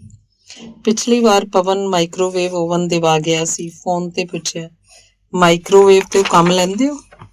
ਮੈਨੂੰ ਚੰਗਾ ਨਹੀਂ ਲੱਗਦਾ। ਸੀਟੀ ਮੈਨੂੰ ਸੁਣਾਈ ਨਹੀਂ ਦਿੰਦੀ ਤੇ ਮੇਰੀ ਹਰ ਚੀਜ਼ ਜ਼ਿਆਦਾ ਪੱਕ ਜਾਂਦੀ ਹੈ। ਫਿਰ ਸਬਜ਼ੀ ਇੱਕਦਮ ਸਫੈਦ ਲੱਗਦੀ ਹੈ ਜਿਵੇਂ ਕੱਚੀ ਹੋਵੇ। ਚੰਗਾ ਇਹ ਮੈਂ ਲੈ ਜੂ, ਤੁਹਾਨੂੰ ਬਰਾਊਨਿੰਗ ਵਾਲਾ ਲਿਆ ਦਿਓ। ਸਟੈਲਾ ਕਿੱਥੇ ਹੈ? ਪਤਾ ਲੱਗਿਆ ਕਿ ਉਹਦੇ ਮਾਂ-ਬਾਪ ਸ਼ਿਕਾਗੋ ਤੋਂ ਵਾਪਸ ਆ ਗਏ ਹਨ। ਪਵਨ ਨੇ ਹੱਸਦਿਆਂ ਕਿਹਾ, ਹੁਣ ਛੋਟੀ ਮੰਮੀ ਬਿਜ਼ਨਸ ਸੰਭਾਲੇਗੀ, ਸਟੈਲਾ ਮੇਰੇ ਕੋਲ ਵਿਜ਼ਿਟ ਦੇ ਸਕੇਗੀ। ਵਿਜ਼ਿਟ ਸ਼ਬਦ ਖੁੜਕਿਆ ਪਰ ਉਹ ਉਲਝੇ ਨਹੀਂ। ਫਿਰ ਵੀ ਫੋਨ ਰੱਖਣ ਤੋਂ ਪਹਿਲਾਂ ਰੇਖਾ ਦੇ ਮੂੰਹ ਨਿਕਲ ਗਿਆ, ਕੁੜਮ ਸਾਨੂੰ ਮਿਲਣ ਨਹੀਂ ਆਏ? ਆਉਣਗੇ ਮਾਂ, ਪਹਿਲਾਂ ਤਾਂ ਫਲਾਈਟ ਦੀ ਥਕਾਵਟ ਰਹੀ, ਹੁਣ ਬਿਜ਼ਨਸ 'ਚ ਘਿਰ ਗਏ। ਵੈਸੇ ਤੁਹਾਡੀ ਬਹੂ ਤੁਹਾਡੀ ਮੁਲਾਕਾਤ ਪਲਾਨ ਕਰ ਰਹੀ ਹੈ। ਉਹ ਚਾਹੁੰਦੀ ਹੈ ਕਿਸੇ ਹੌਲੀਡੇ ਰਿਸੋਰਟ ਤੇ ਤੁਸੀਂ ਚਾਰੇ ਇਕੱਠੇ 2-3 ਦਿਨ ਰਹੋ, ਉਹ ਲੋਕ ਵੀ ਆਰਾਮ ਕਰ ਲੈਣ ਤੇ ਤੁਹਾਡੇ ਲਈ ਵੀ ਚੇਂਜ ਹੋ ਜਾਏਗੀ। ਐਨੇ ਝਮੇਲੇ ਦੀ ਕੀ ਜ਼ਰੂਰਤ ਹੈ? ਉਹਨਾਂ ਨੂੰ ਇੱਥੇ ਆਉਣਾ ਚਾਹੀਦਾ ਹੈ। ਇਹ ਤੁਸੀਂ ਸਟੈਲਾ ਨਾਲ ਫੋਨ ਤੇ ਡਿਸਕਸ ਕਰ ਲੈਣਾ। ਬਹੁਤ ਲੰਮੀ ਗੱਲ ਹੋ ਗਈ ਮਾਂ। ਕੁਝ ਦੇਰ ਬਾਅਦ ਹੀ ਸਟੈਲਾ ਦਾ ਫੋਨ ਆਇਆ। ਮਮ, ਤੁਸੀਂ ਕੰਪਿਊਟਰ ਔਨ ਕਰੋ, ਮੈਂ ਕਿੰਨੀ ਵਾਰ ਤੁਹਾਨੂੰ ਈਮੇਲ ਤੇ ਮੈਸੇਜ ਭੇਜਿਆ। ਮੰਮੀ ਨੇ ਵੀ ਤੁਹਾਨੂੰ ਦੋਹਾਂ ਨੂੰ ਹੈਲੋ ਬੋਲਿਆ ਸੀ ਪਰ ਤੁਹਾਡਾ ਸਿਸਟਮ ਆਫ ਸੀ। ਤੈਨੂੰ ਪਤਾ ਹੀ ਹੈ, ਜਦੋਂ ਤੋਂ ਛੋਟੇ ਗਿਆ ਅਸੀਂ ਕੰਪਿਊਟਰ ਨੂੰ ਢੱਕ ਕੇ ਰੱਖ ਦਿੱਤਾ। ਉਹ ਨੋ ਮਮ, ਜੇ ਤੁਹਾਡੇ ਕੰਮ ਨਹੀਂ ਆਉਂਦਾ ਤਾਂ ਇੱਥੇ ਭੇਜ ਦਿਓ, ਮੈਂ ਮੰਗਵਾ ਲਊਂਗੀ। ਇੰਨੀ ਯੂਜ਼ਫੁਲ ਚੀਜ਼ ਤੁਸੀਂ ਵੇਸਟ ਕਰ ਰਹੇ ਹੋ। ਰੇਖਾ ਕਹਿਣਾ ਚਾਹੁੰਦੀ ਸੀ ਕਿ ਉਹਦੇ ਮਾਤਾ ਪਿਤਾ ਉਹਨਾਂ ਨੂੰ ਮਿਲਣ ਨਹੀਂ ਆਏ, ਪਰ ਉਹਨੂੰ ਲੱਗਿਆ ਸ਼ਿਕਾਇਤ ਉਹਨੂੰ ਛੋਟਾ ਬਣਾਏਗੀ। ਉਹ ਸਬਰ ਕਰ ਗਈ। ਲੇਕਿਨ ਜਦੋਂ ਸਟੈਲਾ ਨੇ ਉਹਨੂੰ ਅਗਲੇ ਮਹੀਨੇ ਵਾਟਰ ਪਾਰਕ ਲਈ ਸੱਦਾ ਦਿੱਤਾ, ਉਹਨੇ ਸਾਫ਼ ਇਨਕਾਰ ਕਰ ਦਿੱਤਾ। ਮੇਰੀਆਂ ਛੁੱਟੀਆਂ ਖਤਮ ਨਹੀਂ, ਮੈਂ ਨਹੀਂ ਆ ਸਕਦੀ। ਇਹ ਚਾਹੁਣ ਤਾਂ ਚਲੇ ਜਾਣ। ਇਸ ਪ੍ਰਬੰਧ ਵਿੱਚ ਰਾਕੇਸ਼ ਦੀ ਵੀ ਰੁਚੀ ਨਹੀਂ ਸੀ। ਨੈਕਸਟ। ਕਈ ਦਿਨਾਂ ਬਾਅਦ ਰੇਖਾ ਤੇ ਰਾਕੇਸ਼ ਇੰਜੀਨੀਅਰਿੰਗ ਕਾਲਜ ਵਿੱਚ ਘੁੰਮਣ ਗਏ। ਇੱਕ ਇੱਕ ਕਰ ਜਾਣੇ ਪਛਾਣੇ ਚਿਹਰੇ ਦਿਸਦੇ ਰਹੇ। ਚੰਗਾ ਲੱਗਦਾ ਰਿਹਾ। ਸਿਨਹਾ ਸਾਹਿਬ ਨੇ ਕਿਹਾ, ਘੁੰਮਣ ਫਿਰਨ ਚ ਨਾਗਾ ਨਹੀਂ ਪਾਉਣਾ ਚਾਹੀਦਾ, ਰੋਜ਼ ਘੁੰਮਣਾ ਚਾਹੀਦਾ ਹੈ, ਚਾਹੇ 5 ਮਿੰਟ ਘੁੰਮੋ। ਉਹਨਾਂ ਤੋਂ ਹੀ ਖਬਰ ਮਿਲੀ ਕਾਲੋਨੀ ਦੇ ਸੋਨੀ ਸਾਹਿਬ ਨੂੰ ਦਿਲ ਦਾ ਦੌਰਾ ਪੈ ਗਿਆ ਸੀ, ਹਸਪਤਾਲ 'ਚ ਭਰਤੀ ਹਨ। ਰੇਖਾ ਤੇ ਰਾਕੇਸ਼ ਫਿਕਰਮੰਦ ਹੋ ਗਏ। ਮਿਸਿਸ ਸੋਨੀ 64 ਸਾਲ ਦੀ ਗਠੀਏ ਤੋਂ ਪੀੜਤ ਔਰਤ ਸੀ। ਹਸਪਤਾਲ ਦੀ ਭੱਜ ਦੌੜ ਕਿਵੇਂ ਕਰਦੀ ਹੋਏਗੀ। ਦੇਖੋ ਜੀ, ਕੱਲ ਤਾਂ ਮੈਂ ਭੂਸ਼ਣ ਨੂੰ ਬਿਠਾ ਦਿੱਤਾ ਸੀ ਉੱਥੇ, ਅੱਜ ਤਾਂ ਉਹਨੇ ਵੀ ਕੰਮ ਤੇ ਜਾਣਾ ਹੈ। ਰੇਖਾ ਤੇ ਰਾਕੇਸ਼ ਨੇ ਤੈਅ ਕੀਤਾ ਉਹ ਸ਼ਾਮ ਨੂੰ ਸੋਨੀ ਸਾਹਿਬ ਨੂੰ ਦੇਖਣ ਜਾਣਗੇ। ਪਰ ਸੋਨੀ ਦੇ ਦਿਲ ਨੇ ਇੰਨੀ ਮੋਹਲਤ ਨਹੀਂ ਦਿੱਤੀ। ਉਹ ਥੱਕ ਕੇ ਪਹਿਲਾਂ ਹੀ ਧੜਕਣਾ ਬੰਦ ਕਰ ਬੈਠਾ। ਸ਼ਾਮ ਤੱਕ ਕਾਲੋਨੀ 'ਚ ਹਸਪਤਾਲ ਦੀ ਲਾਸ਼ ਐਂਬੂਲੈਂਸ ਸੋਨੂ ਦੀ ਦੇਹ ਤੇ ਉਹਨਾਂ ਦੀ ਬੇਹਾਲ ਪਤਨੀ ਨੂੰ ਉਤਾਰ ਕੇ ਚਲੀ ਗਈ। ਸੋਨੀ ਦੀ ਲੜਕੀ ਨੂੰ ਸੂਚਨਾ ਦਿੱਤੀ ਗਈ। ਪਤਾ ਲੱਗਿਆ ਉਹ ਅਗਲੇ ਦਿਨ ਰਾਤ ਤੱਕ ਪਹੁੰਚ ਸਕੇਗੀ। ਮਿਸਿਸ ਸੋਨੀ ਤੋਂ ਸਿਧਾਰਥ ਦਾ ਫੋਨ ਨੰਬਰ ਲੈ ਕੇ ਉਹਨਾਂ ਨੇ ਫੋਨ ਨਾਲ ਇੰਟਰਨੈਸ਼ਨਲ ਕਾਲ ਮਿਲਾਈ ਗਈ। ਮਿਸਿਸ ਸੋਨੀ ਪਤੀ ਦੇ ਅਫਸੋਸ 'ਚ ਇੱਕ ਤਾਂ ਮਰਦ ਪਾਗਲ ਹੋਈ ਬੈਠੀ ਸੀ। ਫੋਨ 'ਚੋਂ ਸਿਰਫ ਰੋਂਦੀ ਤੇ ਕਲਪਦੀ ਰਹੀ, ਤੇਰੇ ਡੈਡੀ। ਫਿਰ ਫੋਨ ਸਿਨਹਾ ਸਾਹਿਬ ਨੇ ਸੰਭਾਲਿਆ। ਭਾਈ ਸਿਧਾਰਥ, ਬੜਾ ਹੀ ਬੁਰਾ ਹੋਇਆ, ਹੁਣ ਤੂੰ ਜਲਦੀ ਨਾਲ ਆ ਕੇ ਆਪਣਾ ਫਰਜ਼ ਪੂਰਾ ਕਰ। ਤੇਰੇ ਇੰਤਜ਼ਾਰ 'ਚ 10 ਸੰਸਕਾਰ ਰੋਕ ਕੇ ਰੱਖਿਆ। ਉਧਰੋਂ ਸਿਧਾਰਥ ਨੇ ਆਖਿਆ, ਅੰਕਲ ਤੁਸੀਂ ਮੰਮੀ ਨੂੰ ਸੰਭਾਲੋ, ਅੱਜ ਦੀ ਤਰੀਕ ਸਾਰਿਆਂ ਨਾਲੋਂ ਮਨਹੂਸ ਹੈ। ਅੰਕਲ ਮੈਂ ਜਿੰਨੀ ਵੀ ਛੇਤੀ ਕਰਾਂ, ਮੈਨੂੰ ਪਹੁੰਚਣ 'ਚ ਹਫ਼ਤਾ ਲੱਗ ਜਾਏਗਾ। ਹਫ਼ਤਾ ਭਰ ਤੱਕ ਡੈਡ ਬੋਡੀ ਕਿਵੇਂ ਪਈ ਰਹੂਗੀ? ਸਿਨਹਾ ਸਾਹਿਬ ਬੋਲੇ, ਤੁਸੀਂ ਮੁਰਦਾ ਘਰ 'ਚ ਰਖਾ ਦਿਓ। ਇੱਥੇ ਮਹੀਨਿਆਂ ਤੱਕ ਬੋਡੀ ਮਾਰਚਰੀ 'ਚ ਰੱਖੀ ਰਹਿੰਦੀ ਹੈ। ਜਦੋਂ ਬੱਚਿਆਂ ਨੂੰ ਫੁਰਸਤ ਹੁੰਦੀ ਹੈ ਫਿਊਨਰਲ ਕਰ ਦਿੰਦੇ ਨੇ। ਉੱਥੋਂ ਦੀ ਗੱਲ ਹੋਰ ਹੈ, ਸਾਡੇ ਮੁਲਕ 'ਚ ਏਅਰ ਕੰਡੀਸ਼ਨ ਮੁਰਦਾ ਘਰ ਕਿੱਥੇ ਨੇ? ਓਏ ਪੁੱਤਰਾ, ਤੇਰਾ ਬਾਪ ਉੱਪਰ ਚਲਾ ਗਿਆ, ਤੂੰ ਇੰਨੀ ਦੂਰੋਂ ਬੈਠਾ ਬਹਾਨੇ ਬਣਾ ਰਿਹਾ। ਜ਼ਰਾ ਮੰਮੀ ਨੂੰ ਫੋਨ ਦੇਣਾ। ਮਿਸਿਸ ਸੋਨੀ ਨੂੰ ਇਸ ਵੇਲੇ ਅਥਰੂਆਂ ਤੋਂ ਜ਼ਿਆਦਾ ਪਸੀਨਾ ਆ ਰਿਹਾ ਸੀ। ਉਹ ਉੱਠ ਵੀ ਨਹੀਂ ਸੀ ਸਕਦੀ। ਉਦੋਂ ਹੀ ਕਿਸੇ ਦੀ ਨਜ਼ਰ ਟੀਵੀ ਤੇ ਰੱਖੇ ਕਾਰਡਲੈਸ ਫੋਨ ਤੇ ਪਈ। ਉਹਨਾਂ ਨੂੰ ਫੋਨ ਦਿੱਤਾ ਗਿਆ। ਸਿਧਾਰਥ ਨੇ ਮਾਂ ਨੂੰ ਹੌਸਲਾ ਦਿੱਤਾ, ਆਪਾਂ ਸਾਰੇ ਤਾਂ ਅੱਜ ਲੁੱਟੇ ਗਏ ਮੰਮਾ। ਲੋਕ ਦੱਸ ਰਹੇ ਨੇ ਮੇਰੇ ਆਉਣ ਤੀਕ ਡੈਡੀ ਨੂੰ ਰੱਖਿਆ ਨਹੀਂ ਜਾ ਸਕਦਾ। ਤੁਸੀਂ ਇਉਂ ਕਰੋ, ਇਸ ਕੰਮ ਲਈ ਕਿਸੇ ਨੂੰ ਬੇਟਾ ਬਣਾ ਕੇ 10 ਸੰਸਕਾਰ ਕਰਾਓ। ਮੇਰੇ ਲਈ 13 ਦਿਨ ਰੁਕਣਾ ਮੁਸ਼ਕਿਲ ਹੋਏਗਾ। ਤੁਸੀਂ ਸਾਰੇ ਕੰਮ ਪੂਰੇ ਕਰਵਾ ਲਓ। ਮਜਬੂਰੀ ਹੈ ਮੰਮਾ, ਮੇਰਾ ਦਿਲ ਰੋ ਰਿਹਾ ਹੈ। ਮੈਂ ਤੁਹਾਡੀ ਮੁਸੀਬਤ ਸਮਝ ਰਿਹਾ ਤੇ ਘਰ ਅਣਜਾਣ ਲੋਕਾਂ ਲਈ ਖੁੱਲਾ ਨਾ ਛੱਡਿਓ। ਇੰਡੀਆ 'ਚ ਅਪਰਾਧ ਕਿੰਨੇ ਵੱਧ ਗਏ ਨੇ, ਅਸੀਂ BBC ਤੇ ਸੁਣਦੇ ਰਹਿੰਦੇ ਹਾਂ। ਫੋਨ ਸੁੱਟ ਕੇ ਮਿਸਿਸ ਸੋਨੀ ਅੱਖਾਂ ਤੇ ਚੁੰਨੀ ਲੈ ਕੇ ਹੌਕੇ ਲੈਣ ਲੱਗ। ਕੀ ਕਿਹਾ ਬੇਟੇ ਨੇ? ਸਾਰਿਆਂ ਦੀ ਜਿਗਿਆਸਾ ਸੀ। ਮਿਸਿਸ ਸੋਨੀ ਨੇ ਗੁਆਂਢੀਆਂ ਅੱਗੇ ਹੱਥ ਜੋੜ ਕੇ ਕਿਹਾ, ਇਹ ਅਜਿਹਾ ਕੰਮ ਹੈ ਜੋ ਔਰਤਾਂ ਨਹੀਂ ਕਰ ਸਕਦੀਆਂ। ਤੁਸੀਂ ਸਾਰੇ ਮੇਰੇ ਭਰਾ ਹੀ ਹੋ। ਜਨਮ ਭਰ ਉਹ ਸ਼ਾਨ ਨਾਲ ਜਿਉਂਦੇ ਰਹੇ, ਉਹਨਾਂ ਦੀ ਮਿੱਟੀ ਖਰਾਬ ਨਾ ਹੋਣ ਦੇਣਾ। ਕਾਲੋਨੀ ਦੇ ਸਾਰੇ ਘਰਾਂ ਦੇ ਲੋਕ ਇੰਤਜ਼ਾਮ 'ਚ ਜੁਟ ਗਏ। ਜਿਹਨੂੰ ਜੋ ਕੁਝ ਯਾਦ ਆਉਂਦਾ ਗਿਆ ਉਹੀ ਕੰਮ ਕਰਦੇ ਗਏ। ਸਵੇਰ ਤੱਕ ਫੁੱਲ, ਗੁਲਾਲ, ਸ਼ਾਲ ਨਾਲ ਅਰਥੀ ਅਜਿਹੀ ਸਜਾਈ ਕਿ ਆਪਣੀ ਮਿਹਨਤ ਤੇ ਆਪ ਦੰਗ ਰਹਿ ਗਏ। ਪਰ ਇਸ ਕਠੋਰ ਕੰਮ ਦੇ ਦੌਰਾਨ ਕਈ ਲੋਕ ਬਹੁਤ ਥੱਕ ਗਏ। ਸਿਨਹਾ ਸਾਹਿਬ ਦੇ ਦਿਲ ਦੀ ਧੜਕਣ ਵੱਧ ਗਈ। ਉਹਨਾਂ ਦੇ ਲੜਕੇ ਨੇ ਕਿਹਾ, ਡੈਡੀ ਤੁਸੀਂ ਰਹਿਣ ਦਿਓ, ਮੈਂ ਨਾਲ ਚਲਿਆ ਜਾਵਾਂ। ਭੂਸ਼ਣ ਨੇ ਅੱਗ ਦਿਖਾਈ। Rekha, Mrs Gupta, Mrs Yadav, Mrs Sinha ਤੇ ਹੋਰ ਔਰਤਾਂ ਸੋਨੀ ਕੋਲ ਬੈਠੀਆਂ ਰਹੀਆਂ। ਮਿਸਿਸ ਸੋਨੀ ਹੁਣ ਕੁਝ ਠੀਕ ਸੀ। ਤੁਸੀਂ ਸਾਰਿਆਂ ਨੇ ਦੁੱਖ ਦੀ ਘੜੀ 'ਚ ਸਾਥ ਦਿੱਤਾ। ਇਹ ਤਾਂ ਸਾਡਾ ਫਰਜ਼ ਸੀ। ਕੁਝ ਆਵਾਜ਼ਾਂ ਆਈਆਂ। ਰੇਖਾ ਦੇ ਮੂੰਹੋਂ ਨਿਕਲ ਗਿਆ, ਇਉਂ ਕਦੇ ਹੁੰਦਾ ਹੈ ਕਿ ਕੁਝ ਲੋਕ ਫਰਜ਼ ਪਛਾਣਦੇ ਨੇ, ਕੁਝ ਨਹੀਂ। ਸੁੱਖ ਵਿੱਚ ਨਹੀਂ ਤਾਂ ਦੁੱਖ 'ਚ ਤਾਂ ਸਾਥ ਦਿਓ। ਮਿਸਿਸ ਸੋਨੀ ਨੇ ਕਿਹਾ, ਆਪਣੇ ਬੱਚਿਆਂ ਦੇ ਬਾਰੇ ਕੁਝ ਵੀ ਕਹਿਣਾ ਬੁਰਾ ਲੱਗਦਾ। ਪਰ ਸਿੱਧੂ ਨੇ ਕਿਹਾ, ਮੈਂ ਕਿਸੇ ਨੂੰ ਬੇਟਾ ਬਣਾ ਕੇ ਸਾਰੇ ਕੰਮ ਕਰਵਾ ਲਾਂ। ਅਜਿਹਾ ਵੀ ਕਦੇ ਹੁੰਦਾ ਅਤੇ ਰੈਡੀਮੇਡ ਬੇਟੇ ਮਿਲ ਜਾਣ, ਇਹ ਵੀ ਕਿਤੇ ਮੁਮਕਿਨ ਹੈ? ਬਾਜ਼ਾਰ 'ਚ ਸਭ ਚੀਜ਼ਾਂ ਮਿਲ ਜਾਂਦੀਆਂ ਨੇ ਪਰ ਬੱਚੇ ਨਹੀਂ ਮਿਲਦੇ। ਜੇ ਇਉਂ ਪਤਾ ਹੁੰਦਾ ਤਾਂ 25 ਸਾਲ ਪਹਿਲਾਂ ਪਰਿਵਾਰ ਨਿਯੋਜਨ ਕਿਉਂ ਕਰਦੇ? ਹੋਣ ਦਿੰਦੇ 5-6 ਬੱਚੇ, ਇੱਕ ਨਾ ਇੱਕ ਤਾਂ ਕੋਲ ਰਹਿੰਦਾ। ਵੈਸੇ ਇੰਨੀ ਦੂਰ ਤੋਂ ਇੰਨੀ ਛੇਤੀ ਆਇਆ ਵੀ ਨਹੀਂ ਜਾਂਦਾ। ਮਿਸਿਸ ਮਜੀਠੀਆ ਨੇ ਕਿਹਾ, ਸਾਡੀ ਸੱਸ ਮਰੀ ਸੀ ਤਾਂ ਮੇਰਾ ਦਿਓਰ ਵੀ ਕਿੱਥੇ ਆ ਸਕਿਆ ਸੀ। ਪਰ ਤੁਹਾਡੇ ਪਤੀ ਤਾਂ ਸਨ ਨਾ, ਉਹਨਾਂ ਨੇ ਆਪਣਾ ਫਰਜ਼ ਨਿਭਾਇਆ। ਅੰਗ 22ਵਾਂ। ਇਸ ਅਚਾਨਕ ਘਟਨਾ ਨੇ ਸਾਰਿਆਂ ਲਈ ਸਬਕ ਦਾ ਕੰਮ ਕੀਤਾ। ਸਾਰਿਆਂ ਨੇ ਆਪਣੇ ਵਸੀਅਤਨਾਮੇ ਸੰਭਾਲੇ, ਬੈਂਕ ਖਾਤਿਆਂ ਦਾ ਹਿਸਾਬ ਕਿਤਾਬ, ਕੀ ਪਤਾ ਕਦੋਂ ਕਿਸ ਨੂੰ ਬੁਲਾਵਾ ਆ ਜਾਏ। ਅਲਮਾਰੀ 'ਚ 2-4 ਹਜ਼ਾਰ ਰੁਪਏ ਰੱਖਣਾ ਜ਼ਰੂਰੀ ਸਮਝਿਆ ਗਿਆ।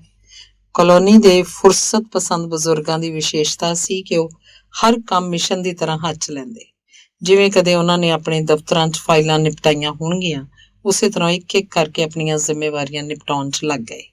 ਸਿਨਹਾ ਸਾਹਿਬ ਨੇ ਕਿਹਾ, ਭਰਾਵਾ ਮੈਂ ਤਾਂ ਇਕਾਦਸ਼ੀ ਨੂੰ ਗਊਦਾਨ ਜਿਉਂਦੇ ਜੀ ਹੀ ਕਰ ਦਿੱਤਾ। ਪਤਾ ਨਹੀਂ ਅਮਿਤ ਬੰਬਈ ਤੋਂ ਆ ਕੇ ਸਾਰਾ ਕੁਝ ਕਰੇ ਜਾਂ ਨਾ। ਗੁਪਤਾ ਜੀ ਬੋਲੇ, ਇਉਂ ਸਵਰਗ 'ਚ ਸੀਟ ਰਿਜ਼ਰਵ ਨਹੀਂ ਹੁੰਦੀ, ਬੇਟੇ ਦਾ ਹੱਥ ਲੱਗਣਾ ਜ਼ਰੂਰੀ ਹੈ। ਸ਼੍ਰੀ ਵਾਸਤਵ ਜੀ ਦੇ ਕੋਈ ਲੜਕਾ ਨਹੀਂ ਸੀ, ਇਕਲੌਤੀ ਲੜਕੀ ਹੀ ਸੀ। ਉਹਨਾਂ ਨੇ ਕਿਹਾ ਕਿਸੇ ਦੇ ਬੇਟਾ ਨਾ ਹੋਵੇ ਤਾਂ ਫਿਰ ਉਹਨੂੰ ਇਸ ਤਰ੍ਹਾਂ ਤੜਪਣਾ ਨਹੀਂ ਪੈਂਦਾ ਜਿਵੇਂ ਸੋਨੀ ਸਾਹਿਬ ਦੀ ਮਿਸਿਜ਼ ਨੂੰ ਪਿਆ। ਰੇਖਾ ਇਹ ਸਭ ਕੁਝ ਸੁਣ ਕੇ ਦਹਿਸ਼ਤ ਨਾਲ ਭਰ ਗਈ। ਇੱਕ ਤਾਂ ਅਜੇ ਉਹਨਾਂ ਦੀ ਉਮਰ ਉਹ ਨਹੀਂ ਕਿ ਆਪਣਾ ਇੱਕ ਪੈਰ ਸ਼ਮਸ਼ਾਨ 'ਚ ਦੇਖੇ, ਦੂਜਾ ਉਹਨੂੰ ਲੱਗਿਆ ਹੀ ਲੋਕ ਆਪਣੇ ਬੱਚਿਆਂ ਨੂੰ ਖਲਨਾਇਕ ਬਣਾ ਰਹੇ ਨੇ ਕਿ ਬੁੱਢੇ ਹੋਣ ਦੇ ਭਾਵਨਾ ਸਮਝਣ ਦੀ ਸਮਰੱਥਾ ਚਲੀ ਜਾਂਦੀ ਹੈ। ਕਲੋਨੀ ਦੇ ਹਰ ਸਖਤ ਫੈਸਲੇ ਤੇ ਉਹਨੂੰ ਲੱਗਦਾ ਮੈਂ ਇਉਂ ਨਹੀਂ ਹਾਂ। ਮੈਂ ਆਪਣੇ ਬੱਚਿਆਂ ਬਾਰੇ ਅਜਿਹੀ ਨਫ਼ਰਤ ਨਾਲ ਨਹੀਂ ਸੋਚਦੀ, ਮੇਰੇ ਬੱਚੇ ਅਜਿਹੇ ਨਹੀਂ ਹਨ।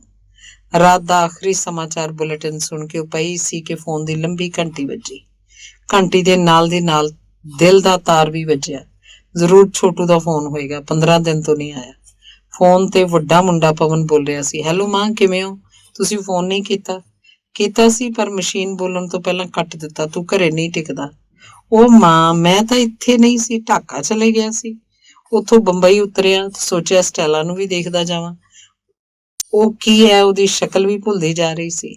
ਤੂੰ ਜਾਣ ਦੀ ਖਬਰ ਨਹੀਂ ਦਿੱਤੀ। ਆਉਣ ਦੀ ਤਾਂ ਦੇ ਰਿਹਾ, ਮੇਰਾ ਕੰਮ ਹੀ ਐਸਾ ਹੈ, ਟੈਚੀ ਹਰ ਵੇਲੇ ਤਿਆਰ ਰੱਖਣਾ ਪੈਂਦਾ। ਹੋਰ ਸੁਣੋ, ਤੁਹਾਡੇ ਲਈ ਢਾਕਾ ਦੀ ਸਾੜੀ ਲੈ ਕੇ ਆਇਆ। ਨਿਹਾਲ ਹੋ ਗਈ ਰੇਖਾ। ਇੰਨੀ ਦੂਰੋਂ ਜਾ ਕੇ ਉਹਨੂੰ ਮਾਂ ਦੀ ਯਾਦ ਰਹੀ। ਤੁਰੰਤ ਬਹੂ ਦਾ ਧਿਆਨ ਆ ਗਿਆ। ਸਟੈਲਾ ਲਈ ਵੀ ਲੈ ਆਉਣੀ ਸੀ। ਲਿਆਇਆ ਸੀ ਮਾਂ, ਉਹਨੂੰ ਤੇ ਛੋਟੀ ਮੰਮੀ ਨੂੰ ਪਸੰਦ ਹੀ ਨਹੀਂ ਆਈ। ਸਟੈਲਾ ਨੂੰ ਉਹੀ ਜੀਨਸ ਦਿਵਾ ਦਿੱਤੀ। ਚਲੋ ਤੁਹਾਡੇ ਲਈ 3 ਹੋ ਗਈਆਂ, ਹੁਣ 3 ਸਾਲ ਦੀ ਛੁੱਟੀ। ਮੈਂ ਤਾਂ ਤੇਥੋਂ ਮੰਗੀ ਨਹੀਂ ਸੀ। ਰੇਖਾ ਦੀ ਆਵਾਜ਼ ਕਠੋਰ ਹੋ ਗਈ। ਇੱਕ ਚੰਗੇ ਮੈਨੇਜਰ ਦੀ ਤਰ੍ਹਾਂ ਪਵਨ ਪਿਤਾ ਨੂੰ ਮੁਖਾਤਿਬ ਹੋਇਆ। ਪਾਪਾ, ਐਤਵਾਰ ਨੂੰ ਮੈਂ ਸਵਾਮੀ ਜੀ ਦੇ ਧਿਆਨ ਸ਼ਿਵਰ 'ਚ 4 ਦਿਨ ਲਈ ਜਾ ਰਿਹਾ। ਸਿੰਗਾਪੁਰ ਤੋਂ ਮੇਰੇ ਬੌਸ ਆਪਣੀ ਟੀਮ ਨਾਲ ਆ ਰਹੇ।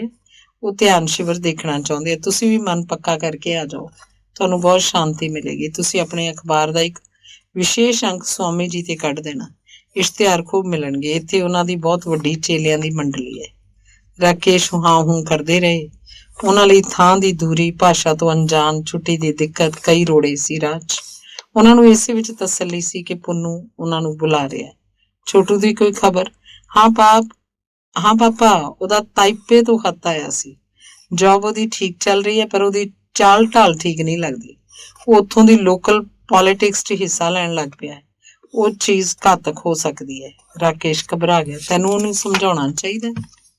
ਮੈਂ ਫੋਨ ਕੀਤਾ ਸੀ, ਉਹ ਤਾਂ ਨੇਤਾ ਵਾਂਗ ਬੋਲ ਰਿਹਾ ਸੀ। ਮੈਂ ਕਿਹਾ ਨੌਕਰੀ ਨੂੰ ਨੌਕਰੀ ਦੀ ਤਰ੍ਹਾਂ ਕਰ, ਉਸ 'ਚ ਅਸੂਲ ਸਿਧਾਂਤ ਠੋਕਣ ਦੀ ਕੀ ਜ਼ਰੂਰਤ ਹੈ। ਉਹਨੇ ਕੀ ਕਿਹਾ? ਕਹਿ ਰਿਹਾ ਸੀ, ਭਈਆ ਇਹ ਮੇਰੀ ਹੋਂਦ ਦਾ ਸਵਾਲ ਹੈ। ਰੇਖਾ ਨੂੰ ਸੰਕਟ ਦੇ ਬੱਦਲ ਮੰਡਰਾਉਂਦੇ ਲੱਗੇ। ਉਹਨੇ ਫੋਨ ਰਾਕੇਸ਼ ਤੋਂ ਲੈ ਲਿਆ। ਬੇਟੇ, ਉਹਨੂੰ ਕਹਿ ਫੌਰਨ ਵਾਪਸ ਆ ਜਾਏ। ਉਹਦਾ ਚੀਨ ਤਾਇਵਾਨ ਦੇ ਪੰਗਿਆਂ ਨਾਲ ਕੀ ਮਤਲਬ? ਮਾਂ, ਮੈਂ ਸਮਝਾ ਹੀ ਸਕਦਾ, ਉਹ ਜੋ ਕਰਦਾ ਹੈ ਇਹ ਉਹਦੀ ਜ਼ਿੰਮੇਵਾਰੀ ਹੈ। ਕਈ ਲੋਕ ਠੋਕਰ ਖਾ ਕੇ ਹੀ ਸੰਭਲਦੇ ਆ। ਪੁੰਨੂ, ਤੇਰਾ ਇਕਲੌਤਾ ਭਰਾ ਹੈ ਸ਼ਗਨ, ਤੂੰ ਪੱਲਾ ਝਾੜ ਰਿਹਾ। ਮਾਂ, ਤੁਸੀਂ ਫੋਨ ਕਰੋ, ਚਿੱਠੀ ਲਿਖੋ। ਅੜੀਅਲ ਲੋਕਾਂ ਲਈ ਮੇਰੀ ਸਹਿਨਸ਼ੀਲਤਾ ਕਾਫੀ ਘੱਟ ਹੋ ਗਈ ਹੈ। ਮੇਰੀ ਕੋਈ ਸ਼ਿਕਾਇਤ ਮਿਲੇ ਤਾਂ ਕਹਿਣਾ।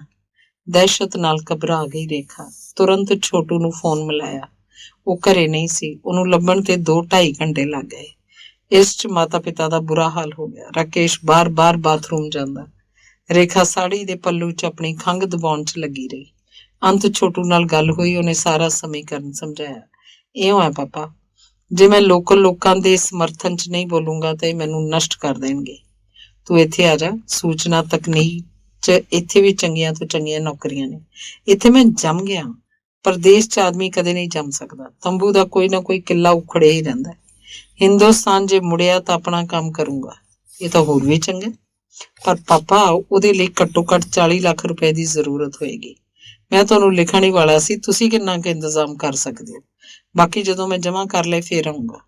ਰਾਕੇਸ਼ ਇੱਕਦਮ ਘਬਰਾ ਗਿਆ। ਤੈਨੂੰ ਪਤਾ ਹੀ ਹੈ ਘਰ ਦਾ ਹਾਲ, ਜਿੰਨਾ ਕਮਾਉਂਦੇ ਆ ਖਰਚ ਹੋ ਜਾਂਦਾ। ਸਾਰਾ ਹੂੰਝ ਹਾਂਝ ਕੇ ਨਿਕਲਿਆ ਤਾਂ ਵੀ 1-1.5 ਲੱਖ ਤੋਂ ਜ਼ਿਆਦਾ ਨਹੀਂ ਹੋਣਾ। ਫਿਰ ਇਸ ਲਈ ਮੈਨੂੰ ਵਾਪਸ ਬੁਲਾ ਰਹੇ ਹੋ? ਇੰਨੇ 'ਚ ਤਾਂ PCO ਵੀ ਨਹੀਂ ਖੁੱਲਦਾ। ਤੂੰ ਵੀ ਕੁਝ ਜੋੜਿਆ ਹੋਏਗਾ ਸਾਲਾਂ 'ਚ, ਪਰ ਉਹ ਕਾਫੀ ਨਹੀਂ। ਤੁਸੀਂ ਇਹਨਾਂ ਸਾਲਾਂ 'ਚ ਕੀ ਕੀਤਾ? ਸਾਡਾ ਦੋਵਾਂ ਦਾ ਖਰਚ ਤੁਹਾਡੇ ਸਿਰ ਤੋਂ ਲੱਥ ਗਿਆ। ਘੁੰਮਣ ਤੁਸੀਂ ਨਹੀਂ ਜਾਂਦੇ, ਪਿਕਚਰ ਤੁਸੀਂ ਨਹੀਂ ਦੇਖਦੇ, ਦਾਰੂ ਤੁਸੀਂ ਨਹੀਂ ਪੀਂਦੇ, ਫਿਰ ਤੁਹਾਡੇ ਪੈਸੇ ਦਾ ਕੀ ਹੋਇਆ? ਰਾਕੇਸ਼ ਅੱਗੇ ਬੋਲ ਨਹੀਂ ਸਕਿਆ।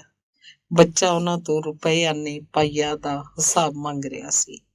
ਰੇਖਾ ਨੇ ਫੋਨ ਝਪਟ ਕੇ ਕਿਹਾ, ਤੂੰ ਕਦ ਆ ਰਿਹਾ ਛੋਟੂ? ਸ਼ਗਨ ਨੇ ਕਿਹਾ, ਮਾਂ ਜਦੋਂ ਆਉਣ ਲਾਇਕ ਹੋ ਜਾਊਂਗਾ ਉਦੋਂ ਹੀ ਆਊਂਗਾ, ਤੁਸੀਂ ਬਸ ਥੋੜਾ ਇੰਤਜ਼ਾਰ ਕਰੋ। ਧੰਨਵਾਦ ਤੇ ਸਮਾਪਤ।